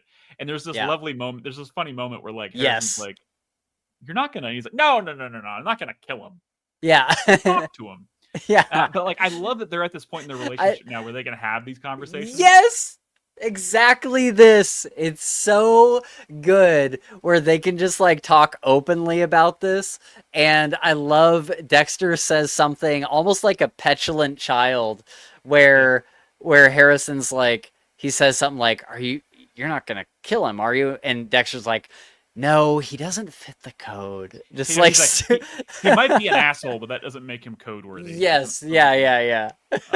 Which was funny. And but like there's also this like this kind of speaks to like who he is, where he is as like a character now. Like Yeah. there you can see there's like I feel like the Dexter of old, if you told him he couldn't kill someone, he'd be really like bummed out about it. He's like genuinely like, I want to help my son. Like Yeah. that's what I want to do. I want to be there for my son. I want to do this thing as a gesture to show my son that I can help him with something. And I won't Yeah. kill anybody, I promise. But he's like, I'm still gonna show up and be like a mean motherfucker, and I love that. Yes. Oh, so good. But like the fact that it all eventually falls apart when Yeah. he goes to pick up Al, and then he finds out that Al has was like surprised to find out that Hamilton is a show about rap music and like left in the intermission. Yes. Fucking So hilarious. funny. Oh my god. Did you know it's a rap show? Oh my god, that is so fucking funny. So like he's made this promise to Harrison that he's not going to kill Vinny. Yeah. And then Al slips through the cracks. But then that like part of Dexter's brain kicks in where it's like, I've already got a fucking kill room. Right. I want to put somebody on the fucking table. But Yep. I've made this promise to my son. Harry's over here like, he doesn't fit the code. Like that's even a bit of a stretch. And he's like trying to like bend over backwards to like make him fit the code. And Harry's Yes. like, nah. Yeah. He's like, he doesn't. Like it's like what I love about it is that right up until like he you know, this is jumping forward a little bit, but he gets Vinny on the table, right? And like that entire time I'm sitting here thinking, dude, you promised your son, what are you fucking doing? You're gonna ruin all this goodwill. Yeah. But like but like that's very intentional.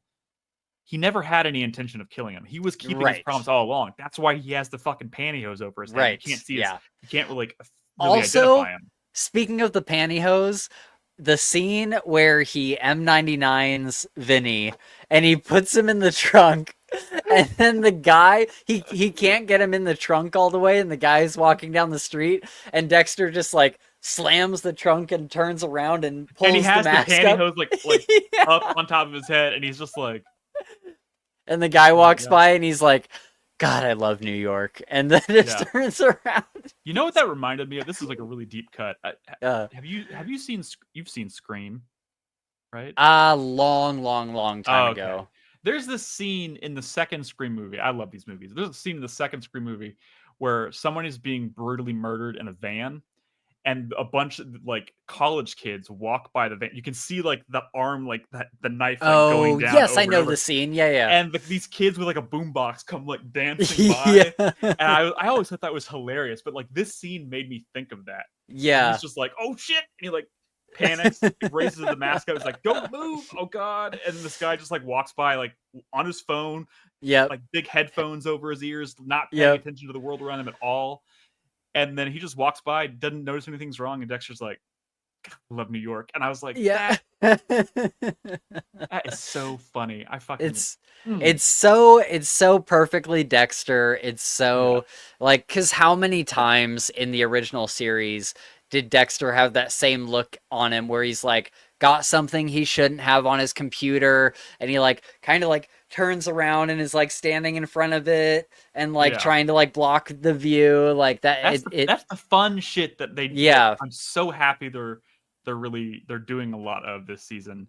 yeah, It's so it's good, fantastic. man. I love it. Are we gonna talk about the acupuncture scene?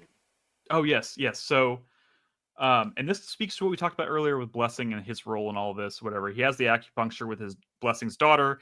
He ends up letting slip in their conversation about his relationship with his mother and how he Yeah, used to be a child soldier, which I don't blame Dexter for assuming that his daughter also was privy to this information, because why would sure, he be privy and his daughter's not?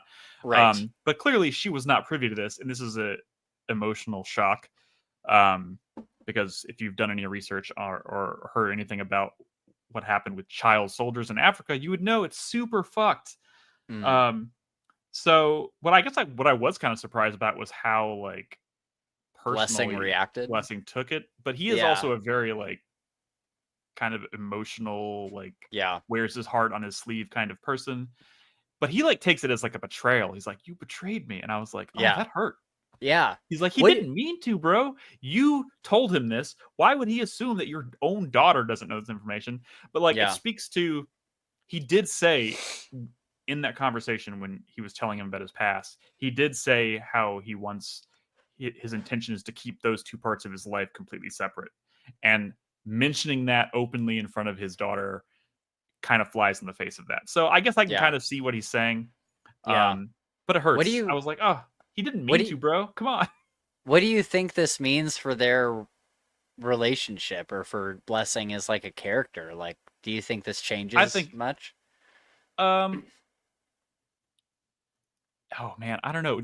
I keep thinking about the one scene that we know is coming with the involving sword? Bless with the sword and whatever, and I'm like, dude, I don't know. I don't know really what any of this means. Yeah. Um, Mm.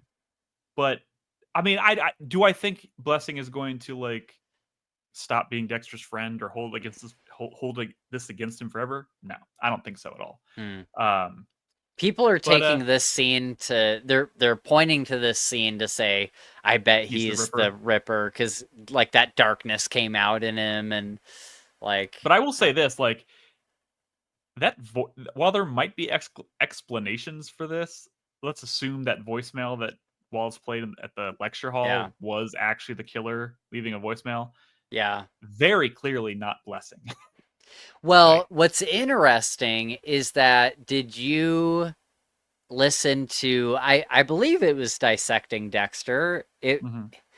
It could have been some other YouTube video I was watching, but I believe it was Gareth who played the voicemail and one of the scenes with Blessing's daughter's boyfriend or husband or Oh, whatever yeah. side by side, Yeah. and he said that they sounded very similar. Like that would be interesting if That would it's be whatever you, his name is. we're talking about the guy who's Very the millennial looking. the nerd guy who's like Yeah. talking about like the bio shit going on in your stomach or whatever. Yeah. Yeah, right. Dude, remind me to show to oh man, I don't know how I'm gonna send this to you. There's a really funny video. I follow that guy on Instagram and he posted Yeah. a hilarious video the other day about just basically pointing out the fact that he's like now that he's had two speaking lines in Dexter Resurrection, he's like famous now, and he's Yeah. like, "Bye, babe, I'm going to the store." And she's like, "What do you mean? It's like 11 o'clock at night." He's like, "Yeah, I just don't want to be recognized. I just want to go to the store like a normal person." And it's like a whole thing like that, and That's it's just great. him like letting the fame go to his head, and I was like, "That's That's cute." so funny. Uh, That's great. I would be love funny if he that. turned out to be the Ripper though. Yeah, for sure. For Um, sure. Harrison and Gigi in this episode, he asked her if she likes to dance. Um, this is a the weird uh, scene. the commission. I wrote down the commission joke was funny, and I can't remember what. Oh, Oh, because she says Oh, okay, that's what it was. Because he's like, she's like, wait, because he says he signed up, and she's like, yeah. did you tell them that I referred you? And he's I get a like, commission. Yeah. yeah, he's like, no, should I have? She's like, well, I get a commission when you do that. And so then all these things are going through his head, like, oh, she's only been talking to me because she gets a commission if I Yeah. do this thing. And then she's like, no, I'm just fucking with you. I thought that was a great joke. I laughed I laughed out I like loud. her. I like the thing she does later too, where she's like, and this nerve damage is spreading to, Sure. it's on one side, but it like affected my other hand. Now they're both doing it, and she did like Yeah. the double middle thing, and I was like, that's cute. I like that. Funny. Yeah. I like I her. I liked don't know what purpose she serves yet, but yeah. I do like her. Well, I like how Harrison's like, you could get into blood spatter. My dad put Yeah. away a bunch of criminals without ever having a badge or anything. And so it makes me wonder, I'm like, if there's ever a Harrison spinoff, what if it's Harrison as a detective and she's the blood spatter guy? And Maybe. like, I want a Harrison spinoff so bad. But but We'll see yeah, where that I goes. love. I mean, like now that they've canceled Original Sin, the other logical thing would be to let Harrison carry the series forward. But like, Right. I don't know. I hope it happens. We gotta wait and see how Resurrection plays out. But they had a sex scene which I thought was like, not to sound like weird or anything, but it was a good scene, as in like they just had good chemistry, and he I liked how he was like, hey, are you good? And because like, shut up. Like, yeah, with all of with all his stuff with Ryan being like so forceful, like he feels like, there's something there. Because he's a despite the fact that he killed and dismembered a man. Yeah. he's a good considerate dude who respects women. Like right, yeah. It's good. Yeah. It's good. Yeah. I liked it. And I liked the elevator scene afterwards. I liked them like they're just clearly like into each other, and it doesn't feel as weird as the Elsa thing. So I'm kind of glad they went this way. I do think the scene overall had kind of this weird vibe. It felt like it kind of felt out of place, like the way it was edited felt a little out of place. And I was like, I don't feel like they've done anything like this in a while. Interesting. Actually, maybe not. It kind of reminded me actually of the like the dancing stuff, like with the music. It actually kind of reminded me of the party scene in New Blood, which I actually really liked, where he takes the drugs at the party and he's like, zoning out. Right. So maybe I'm being too hard on this scene. It just like they haven't done anything like that this season, so I was like, sure, this is kind of weird. But I like her. I like what's going on here. I just hope it's going somewhere. Nightwolf says the voice that Claudette played sounds like Scott Reynolds himself. That would be interesting if he did. I mean, he's been known to be in the episodes, right? Yeah, he's had lots of cameos and like little the obvious one being that he played oh my god, I keep wanting to say Jeffrey Dahmer, but it's not. John Wayne Gacy. He played John Wayne Gacy, the clown. Oh, okay, yeah. In Original Sin, and this one's lesser known, but it's funny. In season 7, do you remember when Dexter is having his flashback? He's imagining what a future with Hannah would be like. Yes, and he's picturing himself old, and he's sitting there like with the kill table. That's Scott Reynolds on the table. Oh, that's funny. That's cool. But if they don't have an actor ready to play the Ripper already, then he could have stepped in and done the voice for it. Yeah, absolutely. Okay. Nightwolf says there's a theory that Gigi could be Charlie's daughter. That'd be interesting. That would be cool. A twist. Yeah, I don't hate that idea. Yeah. Also, like they keep showing Charlie's mother, and I'm like, this clearly has to serve a purpose, but I don't know what that purpose is yet. I mean, Prater is clearly paying for the medical bills, right? Because we get the scene in which would explain why she's doing this, even though she clearly kind of hates. Right. Prater. Yeah. Because there's that scene where Prater, the Asian lady, is like, she forgot to get the wheelchair ramp. And you got something. Okay, all right, let's go. That's the scene that made me think maybe he is the Ripper, Prater, because when he's talking to this lady, and things get a little tense for a second when she realizes that she fucked up. She got stairs instead of a wheelchair ramp at the gala, and he's being very like polite about it, and he's like, "Don't worry, you got this. You can fix this." And then she's like, "Okay, I'm so sorry, Mr. Prater. I'll take care of it." And he's like, "Good." And she turns to walk away, and he goes, "How is your daughter doing, by the way?" Which sounded very much to me like a very veiled, like, threat almost.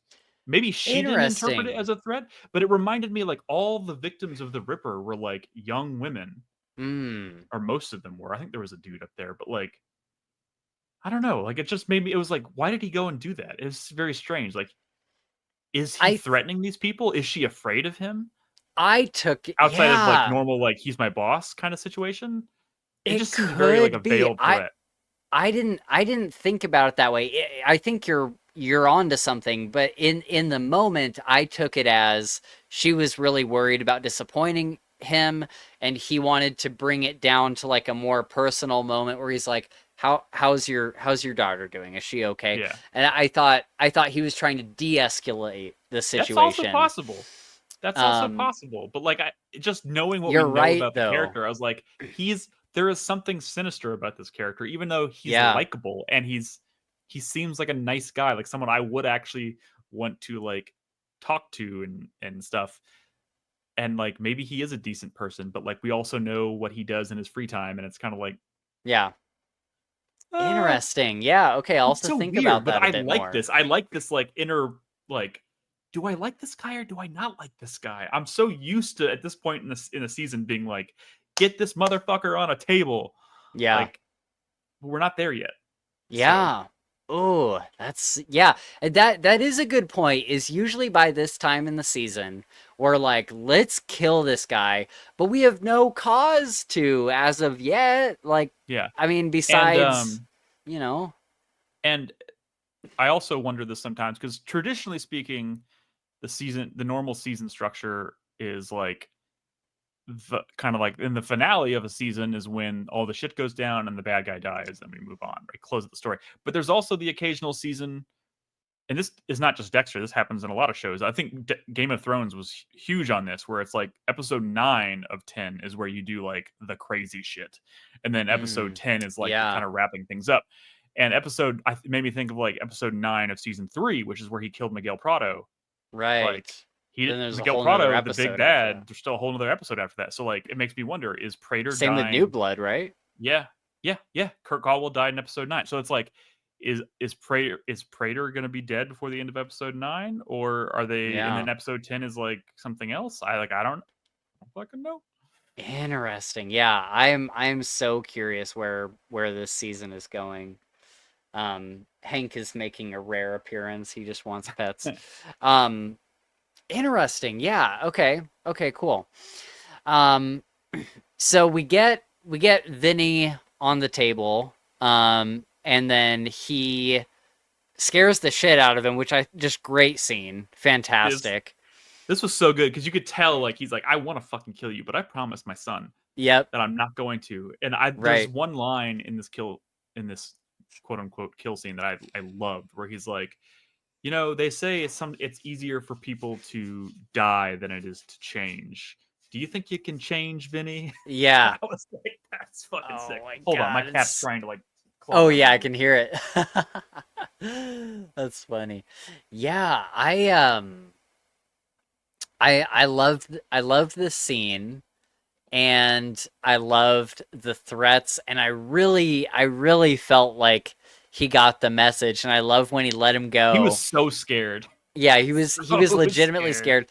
And then we find out later that he really did make a change and he got took care of the mold and everything. Also, real quick, just a tiny nitpick. I think this is kind of funny. Well, there's a couple tiny nitpicks that I can let go Okay. of. But Vinny, Uh-huh. it also says that he turns off her heat.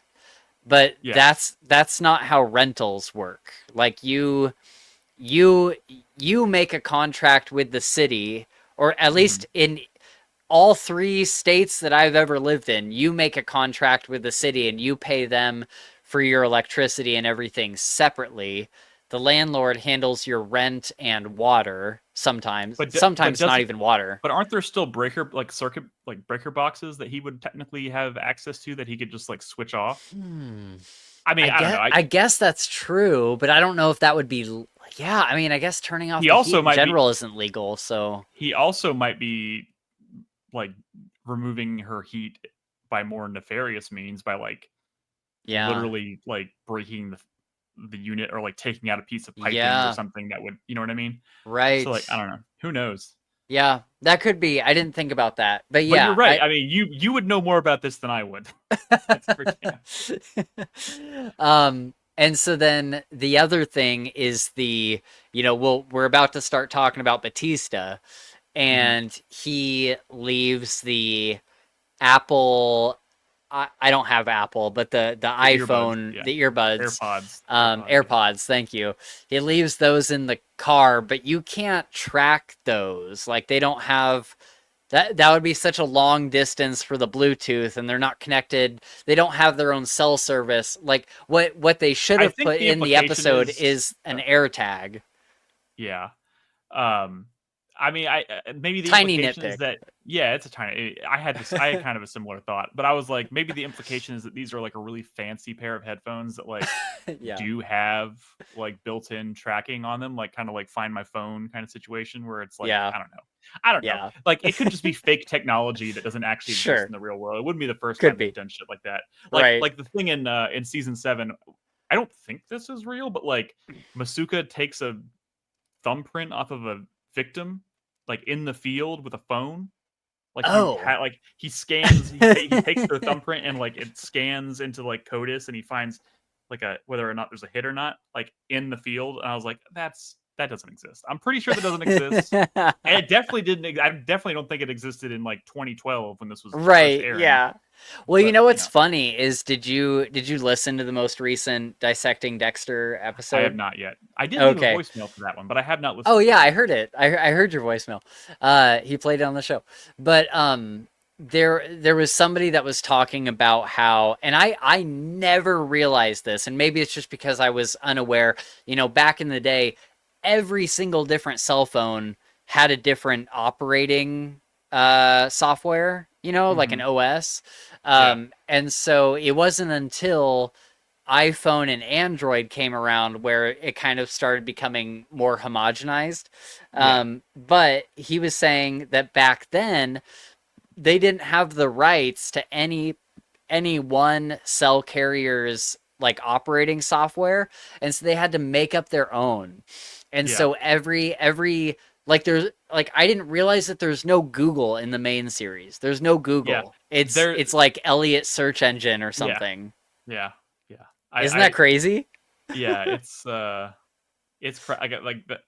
I think that also is kind of like loosely tied. You know how like people, I always complain about like whenever someone's playing a video game in a TV show, and it's like, It looks like what a the like TV show video game. Yeah. it either looks like ass, or it's a real video game but playing sounds that are not associated to it at all. Like there was the Right. episode where Dexter was playing Halo on Miguel's computer, but it sounded like he was playing Asteroids or something like that. And I was just Oh like, yeah. I think it has to do with rights. Like you can Yeah. show it, but you can't play the music, you can't play the sound effects. Right. Uh, yeah, it's weird. It's weird, It's but it's it funny. fucking makes my heart hurt as a video game Yeah. enthusiast As every a time I nerd, see it. yeah. But it's not because they don't care. It's Right. because there are legal The things rights, preventing me from yeah. doing it. But Yeah. it is what Just it an is. interesting observation. But so Yeah, okay, so Angel gets to the door, he unlocks the door, breaks in basically, no warrant, nothing. which he And wouldn't be able to get anyways because he's because literally he's not a retired. cop. Yeah. He's definitely doing this off the books because he cares more about finding the truth and trying to. Yeah. He doesn't even at this point he can't even make the arrest unless it's like a citizen's arrest. Like Yeah. he has to convince actual police officers in New York to arrest him, which Well, is what he's trying to accomplish here. what's funny is I did not realize that Claudette did not understand that he was not a police officer anymore. I thought she knew that he was a retired I mean, police he officer. introduced himself as a captain from Miami, and Yeah. you know, Like I mean, technically, like, is he it has. lying? I don't know. I still think I don't really know how this typically works, but I still think like you can probably. I think you can keep your badge Yeah. when you retire. So like he showed a bit. He flashed a badge. Yeah. He clearly knows what he's doing. Like he knows how everything works. So like at that point, she didn't really have much reason to doubt him. But things Right. started to like obviously after this incident, things start to get a little weird. Yeah. Um, but dude, this scene where Batista walks in Yeah, so good. It's so good, and Dexter has this like, well, it's time to let you become somebody else's problem. And I was like, I was so like, I was bracing myself. I was like, this is gonna be the scene, because Yeah. like the episode is called "The Kill Were you Room Where It Happens." disappointed? A little bit, Okay. but Yeah. like I got over it because like there's still 2 episodes left, and we know they're gonna have a confrontation. But like Yeah. I was when I started this episode, I was like, he is gonna walk into the kill room like mid kill. Like Yeah. that's what I was thinking was gonna happen. I Yeah. thought the episode title literally referred to like, this is where it all happened. Like this is Yeah. where Batista caught me. Yeah. But not the case. But I love he lets Vinny go, and Vinny just Runs runs him out. over. He Yeah. runs through Batista, and he's Yeah. like, Batista's like, Batista says something like, I forgot. He says something, is Dexter in there? And he's like, get the fuck out of my way. And he just He's like, he's gonna fucking kill me, and he runs yeah, past. dude, Oh my it's so god, funny. It's so funny. But so like, so good. there's something. Even though Dexter escapes in that moment, there is something so satisfying seeing one of these like classic characters Yeah, walking around in Dexter's in playground. a kill room, like getting Yeah. like he's behind the curtain now. Yeah. It reminded me of when LaGuerta set that trap for him in season 7, and she walks into the shipping container, and Oh, there's the plastic wrap, and the chainsaw is still on the table, yeah. like rattling, and I was It like, it holy reminded shit. it reminded me, because I just watched season 5. It reminded me of when Deb walks in Yeah. on Dexter and Lumen, and they're behind the plastic, and she That was lets so them brilliant. go. Such a good scene. So good. So good. Yeah. But yeah, I felt that too. I was very much like, oh my god, he's in Dexter's realm. He's in his world. He knows he officially knows he's onto something. It Yeah. kind of took the wind out of my sails a little bit when he calls Wallace and they show up, and then he just Oh god, fumbles just the ball hard. fumbles the ball so hard, and he had to know. Like, I mean, he obviously he didn't know. He thought they were going to be more on his side, but it's like, yeah, you don't have enough to like connect all the pieces yet. Why would you call in the cavalry? Yeah, and I mean, for one, I would say in this case he needed to call them in because like they needed to see the room that he found. Like, Yeah. he can't just take a picture of that. Like, even if they're not going to buy into it, he needs them to be standing in the space and looking at it, so that when everything does fall into place, they can think back on it and be like, well, holy shit. Yeah. But still, he had to have known what kind of person Claudette is, and how meticulous she is, and how like she doesn't take she requires Solid evidence. solid fucking forensic evidence, and he didn't have it. Yeah. So it was kind of disappointing to see him fumble that. It was a Yeah. great scene watching Dexter drive away, going like, "What the Find the fuck?" bug. And the facial acting that Michael C. Hall does when he realizes that this motherfucker put a bug in my car Yep. was so good, and like, Yeah. oh, And he's man. like, he's taking everything out of his car looking for it, and Yeah, finally finds it. I was like, that was a oh really man. good bit of that was a really good bit of like solid like just performance, movement, facial acting. It was, for sure. And I thought that we were going to get a reveal that Dexter knew it was in there and was like fucking with Angel. That would have been crazy. Yeah, but yeah, then it plays out how it did. But this was definitely the thing that like made him realize like, this is, even after I threatened him, he's not backing down, which is, I think kind of foolish in his part to think that like Batista was gonna just walk away. Like, I think maybe it was hopeful, like he was hoping he would walk away. Yeah. But obviously that's not the case. Yeah. We get a great conversation with Harry. Dexter is back at his apartment, or is he in a motel room? No, he's back at his apartment. He's back at his apartment. And he's paranoid that Angel is following him, and Harry's like, you didn't leave any evidence, like you're totally fine. And then, Blessing comes back and is all upset and everything. But I'm also saying, so this is what we kind of skipped over earlier. Why is Dexter still living there? Because Angel could find him there at any time now. Angel could Yeah. just show up at his house at any time. And also, why would Dexter update his DMV records to show that address? Because, and like we kind of talked about it earlier, is I like he don't think just he's in doesn't really hiding. care. At this Yeah. point, he's not in hiding. He is like, I'm starting a new life in New York City. But I don't This think is he where I can live. do that now. I don't think he could do that like he did in Miami. I think he has to be like, Well, I think he's starting to come to that realization now because like Batista is clearly not backing down. yeah, But he's always been like, there was a whole period of time where he knew LaGuerta was investigating him and knew where he lived. In fact, he yeah, let LaGuerta walk into his house and arrest him and perp walk him. Like right, he's always, he's one of the, like, what makes him such a great character is that he's always like 5 steps ahead of everybody. right. So like he makes him cocky, Yeah, and I think that's really all this is. But I do think he's starting to get nervous, and he's yeah. starting to like rethink He everything. should And, be. like maybe this isn't a good idea. Maybe I need to get the fuck out of here. I want Maybe to we'll see him. see more about that next episode.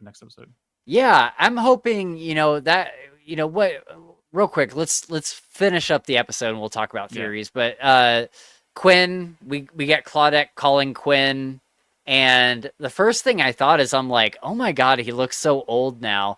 And we see him not in like a bad way, but I'm just like, oh my God, like he's older.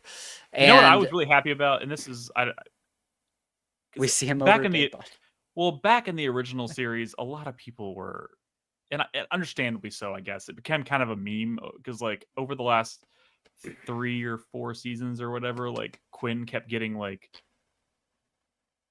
I hate talking. I don't even like talking with it, but like he kept getting like skinnier and skinnier, Oh yeah, and he like, totally did. Yeah. and he to the point where he started to kind of look like people were like, "Is he okay?" I know, And yeah. I follow him on Instagram, and he's kind of a weird dude, private Is dude. he? Hasn't done a lot of acting lately, but he's also kind of self conscious, I think, about his public persona and stuff. He seems like a really nice guy, but like I was like, they're gonna bring Quinn back, or he's gonna have a cameo or something, and I was worried that when he came back, it was gonna be like, Yeah. but he looks good. He looks healthy. Yeah. He looked like when we first saw him back in episode 3, I think it was, or whatever. Yeah. I was like, oh damn, Quinn looks good. Masuka Yeah. looks good. Everybody Yeah. looks good. Yeah. I like this. Right. So Yeah. I guess what I'm trying to say is, because I feel really like trashy even bringing that up. I'm not, but like, No, I think I'm genuinely happy that he seems happy. Like he's back. He's tweeting about, or like posting about all this Dexter stuff on Instagram. He seems really happy to be involved again, and I'm happy about that. I really hope this is leading to him actually coming back as like a major recurring character, because I do too, because you're absolutely right. As the seasons went on, I've had the same thought for years. Is at first he was like super buff and everything, and then he got skinnier and skinnier and skinnier. And it's Hollywood, people are doing he had weird to come out shit. and say something. Like, he had to come out and comment on it, and I think his comment on it was like, "Look, guys, I changed the way I live. Yeah. Like I changed my diet. I started, I just changed the way I've been doing things. So yeah, I'm looking different." Yeah. And it was like, dude, it sucks that you even had to come out and say that, because Sure. people would not shut up about it. And I'm guilty of it too myself. Like there's been, I've made jokes about it, whatever. But like, yeah, I'm glad he's back and he's looking good. And yeah, I know it's a weird thing to say. No, I think that's perfectly fine. I like that they filmed that scene the Miami scene in New York City. And I was like, did they? It was really, they did both scenes. Everything was filmed in New York City. Everything. I thought they filmed it somewhere else, but that's funny. This is the first season that's been shot entirely, and there may be a few exceptions. There might be a few things that were done like back in LA in like a studio or something. Yeah. But like for the most part, like I think 90% or more of the entire season was shot in New York City on location. So like they did the Miami scenes in New York City, and I just thought it was funny because it's like, oh, they turned Miami into they found a strip club. They put a dead body in the road, and they like framed the door with these like very Miami looking like palm palm trees. And I was like, they're like, call it a day. Yeah, for sure. I mean, it works. It yeah, works. I was like, it knowing fooled that it me, was right? in New York, I was like, yeah. That's funny. Yeah, I loved that he, like, when we see Quinn, first of all, he's the, like, captain now, which He's is the lieutenant crazy. now. Or lieutenant, yeah. But I would imagine he's probably on track to become captain, maybe. Wait, so who would the captain be? I don't know. Oh, I okay. mean, Batista was captain, so since he retired, maybe they just haven't filled the position yet. So Yeah, okay. but like in this moment, he is lieutenant, which is, if you remember back in season 8, he was taking the sergeant exam. So he's continued to move up the ranks. He's continuing to move lieutenant. up. Right. Yeah. Yeah, maybe he becomes captain and he tracks down Dexter. Maybe. But yeah, so I love that, you know, we cut to him and he's like sitting there kind of perched over a dead body and there's just like blood everywhere and it's just like Miami. It's just there's Miami. the Miami I miss. Yeah. I love it. I love it so much. But the big news is that he tells Claudette, no, Batista's retired. Like I had no idea he was. What do you mean he's in New York? Yeah. And she's like, you didn't know, and so that was the big mic drop moment with him. And so yeah, Angel is being taken less and less serious. Oh yeah, so real quick, we get a scene between Dexter and Harrison, where Harrison asks if he can stay with Dexter for the weekend or something.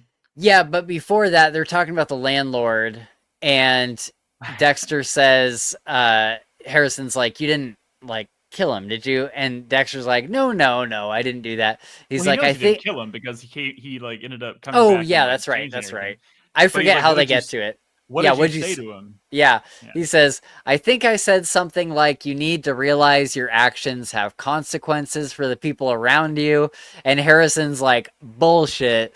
He says, you scared him, didn't you? And Dexter just kind of smiles. And I'm like, I love this so much.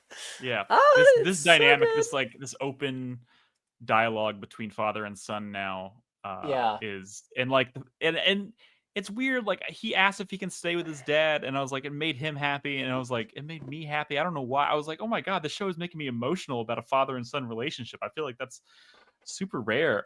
Yeah, for like, sure. I've always been of the mind that, like, I love Dexter so much, but he is a psychopath, and he is a monster, and he does deserve to pay for his crimes, and he's done terrible things, but he's trying so hard, and I'm like, and it's working for him. Like, he's taking a completely different approach to being a father in the wake of what happened in New Blood, and it's working. And I'm like, I love this. Like, so I'm good. so happy about this. Although, you know, they're doing. I feel like it's also leading me into a false sense of security because nothing good, like, bad things are coming. Right. Yeah, for sure. But yeah, Prater walks in, has his little hello Dexter Morgan moment, and says, I didn't know you had I didn't know you had a son. Boom. Yes. Mic drop. And you see Charlie sitting out there looking all smug. Yeah. Like, I told you. I found him. I got him. Yeah. And that's kind of where we leave things. Yep. So, good shit. So, final thoughts here. Quick theory time. Do you think that after this season, Dexter, do you think we get a new city next season? I don't think so. No? Mm-mm.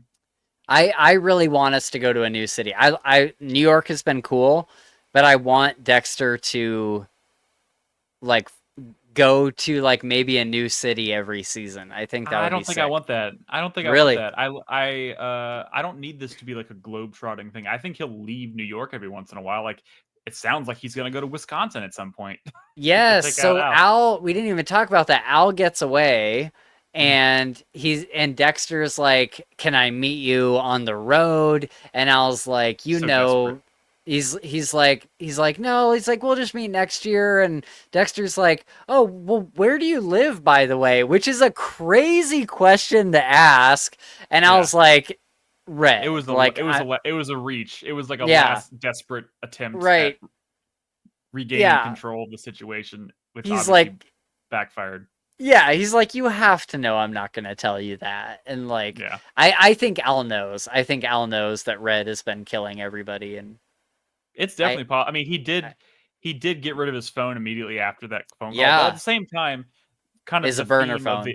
the kind of the theme of the episode and of the overarching story in general now is like these two parts of his life need to stay separate, and Yeah, they're constantly on a collision course. And Al is like very appears to be very good at it. good at keeping his those two parts of his life separate, and Dexter is Yeah, still kind of struggling with it.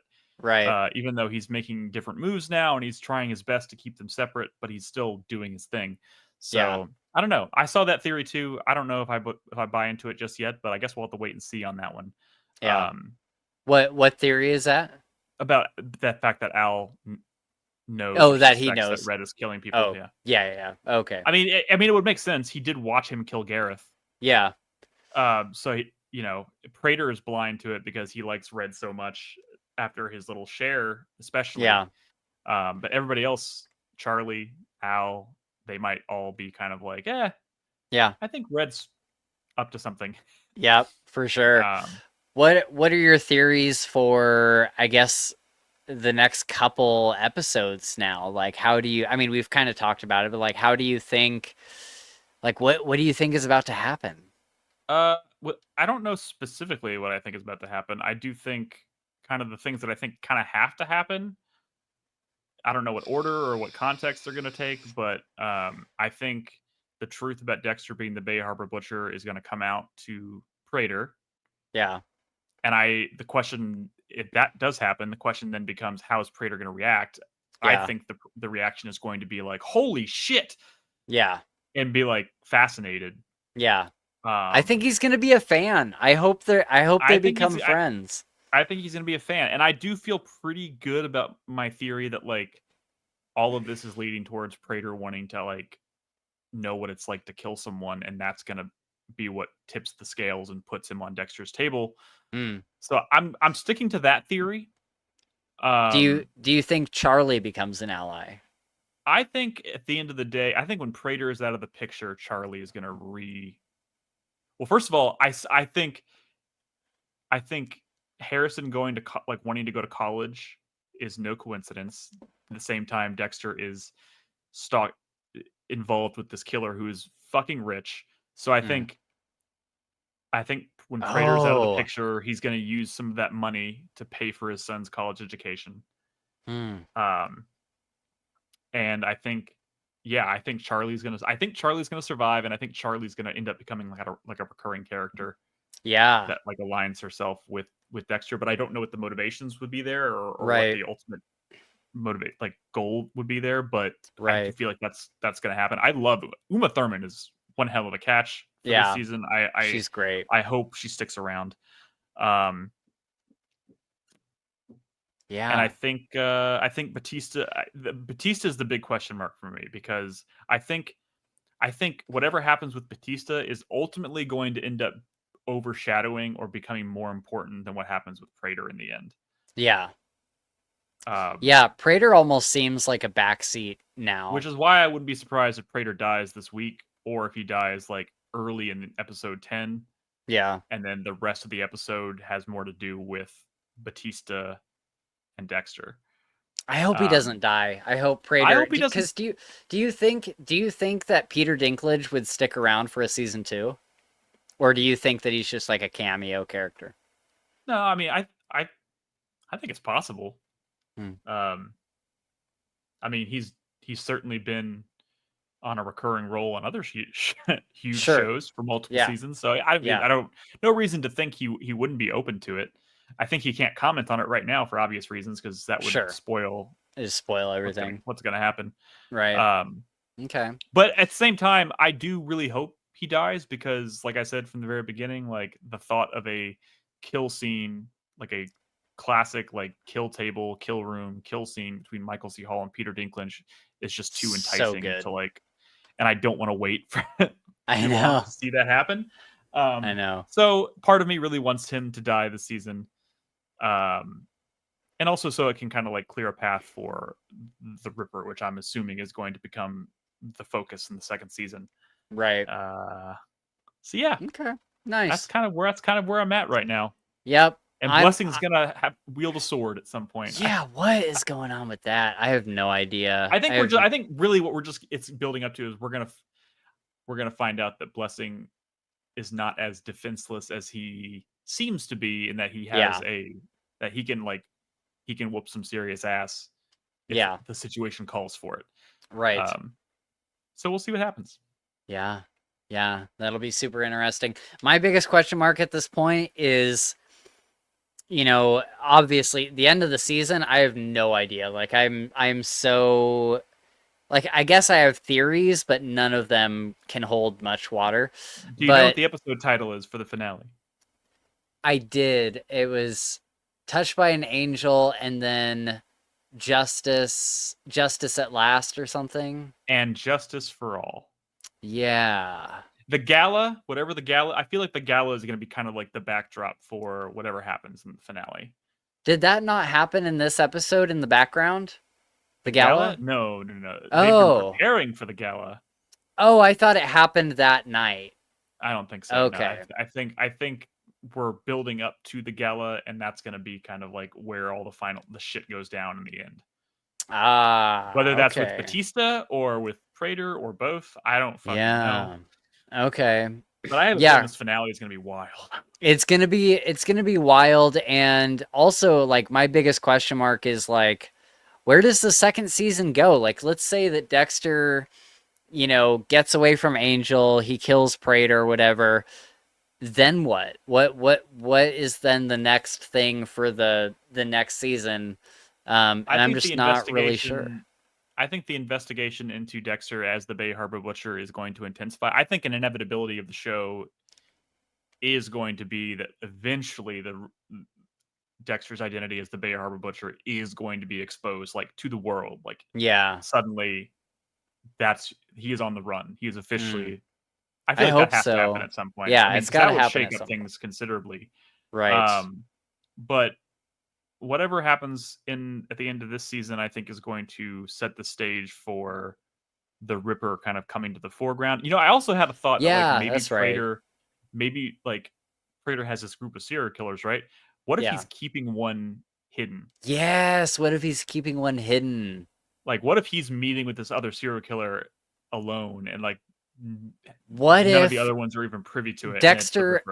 Dexter shows up to I've been thinking about this. Dexter shows up to the final meeting, right? Because he has one more meeting.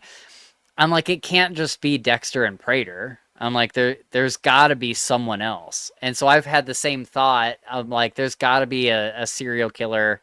Well, actually, now that I think about it, that would set this, like, if it is really just Leon and Dexter, that would set the stage perfectly for him to, like, all right, tell me who you really are. And then, like, Dexter, I'm the Bay Harbor Butcher. And then, like, that conversation will be fascinating. That'd be so good. So good. Oh, I can't wait. He's like, so those blood slides, are those legit? Yeah. My God. Yeah. Can I have those back? Yeah. Prater's like, okay, now you can touch the blood slides. Yeah. I want to see. My God. I want to go back in the vault. Yeah. Yep. Oh my God. Yeah. So good. I mean, also, I would be shocked. Let's be real here. If Prater dies and he gets a kill room, it's gonna be the vault. It's gonna be. Oh yeah. Do you think it would be on Brian's table? Somebody else said that too, and I was like, what if he kills him on Brian's? Oh, like, that would be nuts. Can you imagine? Because it'd be like Peter Dinklage hanging upside down on this. I'm sorry. Oh my God. Oh, it'd be so good. Wow. I cannot fucking wait. I cannot wait. Yeah, that's amazing. That's amazing. Okay, I think that's all I had. But I'm super excited for next week. The question is, we have 2 episodes left, and we're gonna want to spend a lot of time on the finale. Do we do 1 episode for each? Do we do a short? My life is finally starting to kind of, like, even out. I've been playing a lot of catch up, so I could technically do one this weekend. Okay. Let's yeah, let's consider doing one after, like, for episode 9, and then maybe for the finale we'll have the lovely ladies from Dexter Unwrapped on, and Sweet. we'll cover the finale. That'd be great. Sounds good to me. All right, Nightwolf, thank you so much for being here and hanging out with us. I saw a couple other people in the view counter up there. I see that 2 people are watching right Lurkers. now. So yeah, if you're hanging out, thank you so much for being here. I appreciate you watching live so much. Just thank you so much for being here. But yeah, thank you, Nightwolf.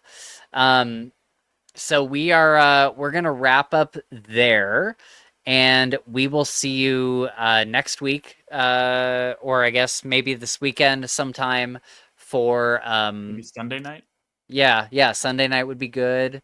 So yeah, that'd be great because I think I get back from my vacation at 5.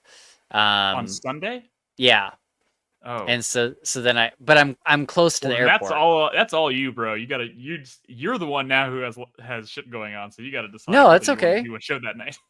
No, it's totally fine. I Okay. think I'm only like, maybe 20, 30 minutes away from the airport, so I could Okay. just come home and do the show.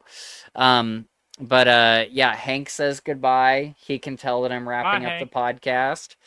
And yeah, thank you everybody so much for hanging out, and we will see you next week for what's it called, Nick? The Episode episode name. 9. Touched by an Angel. Touched by an Angel. We will see you for that. With that, I bid you adieu, and we'll see you on the next one. Bye bye. Peace.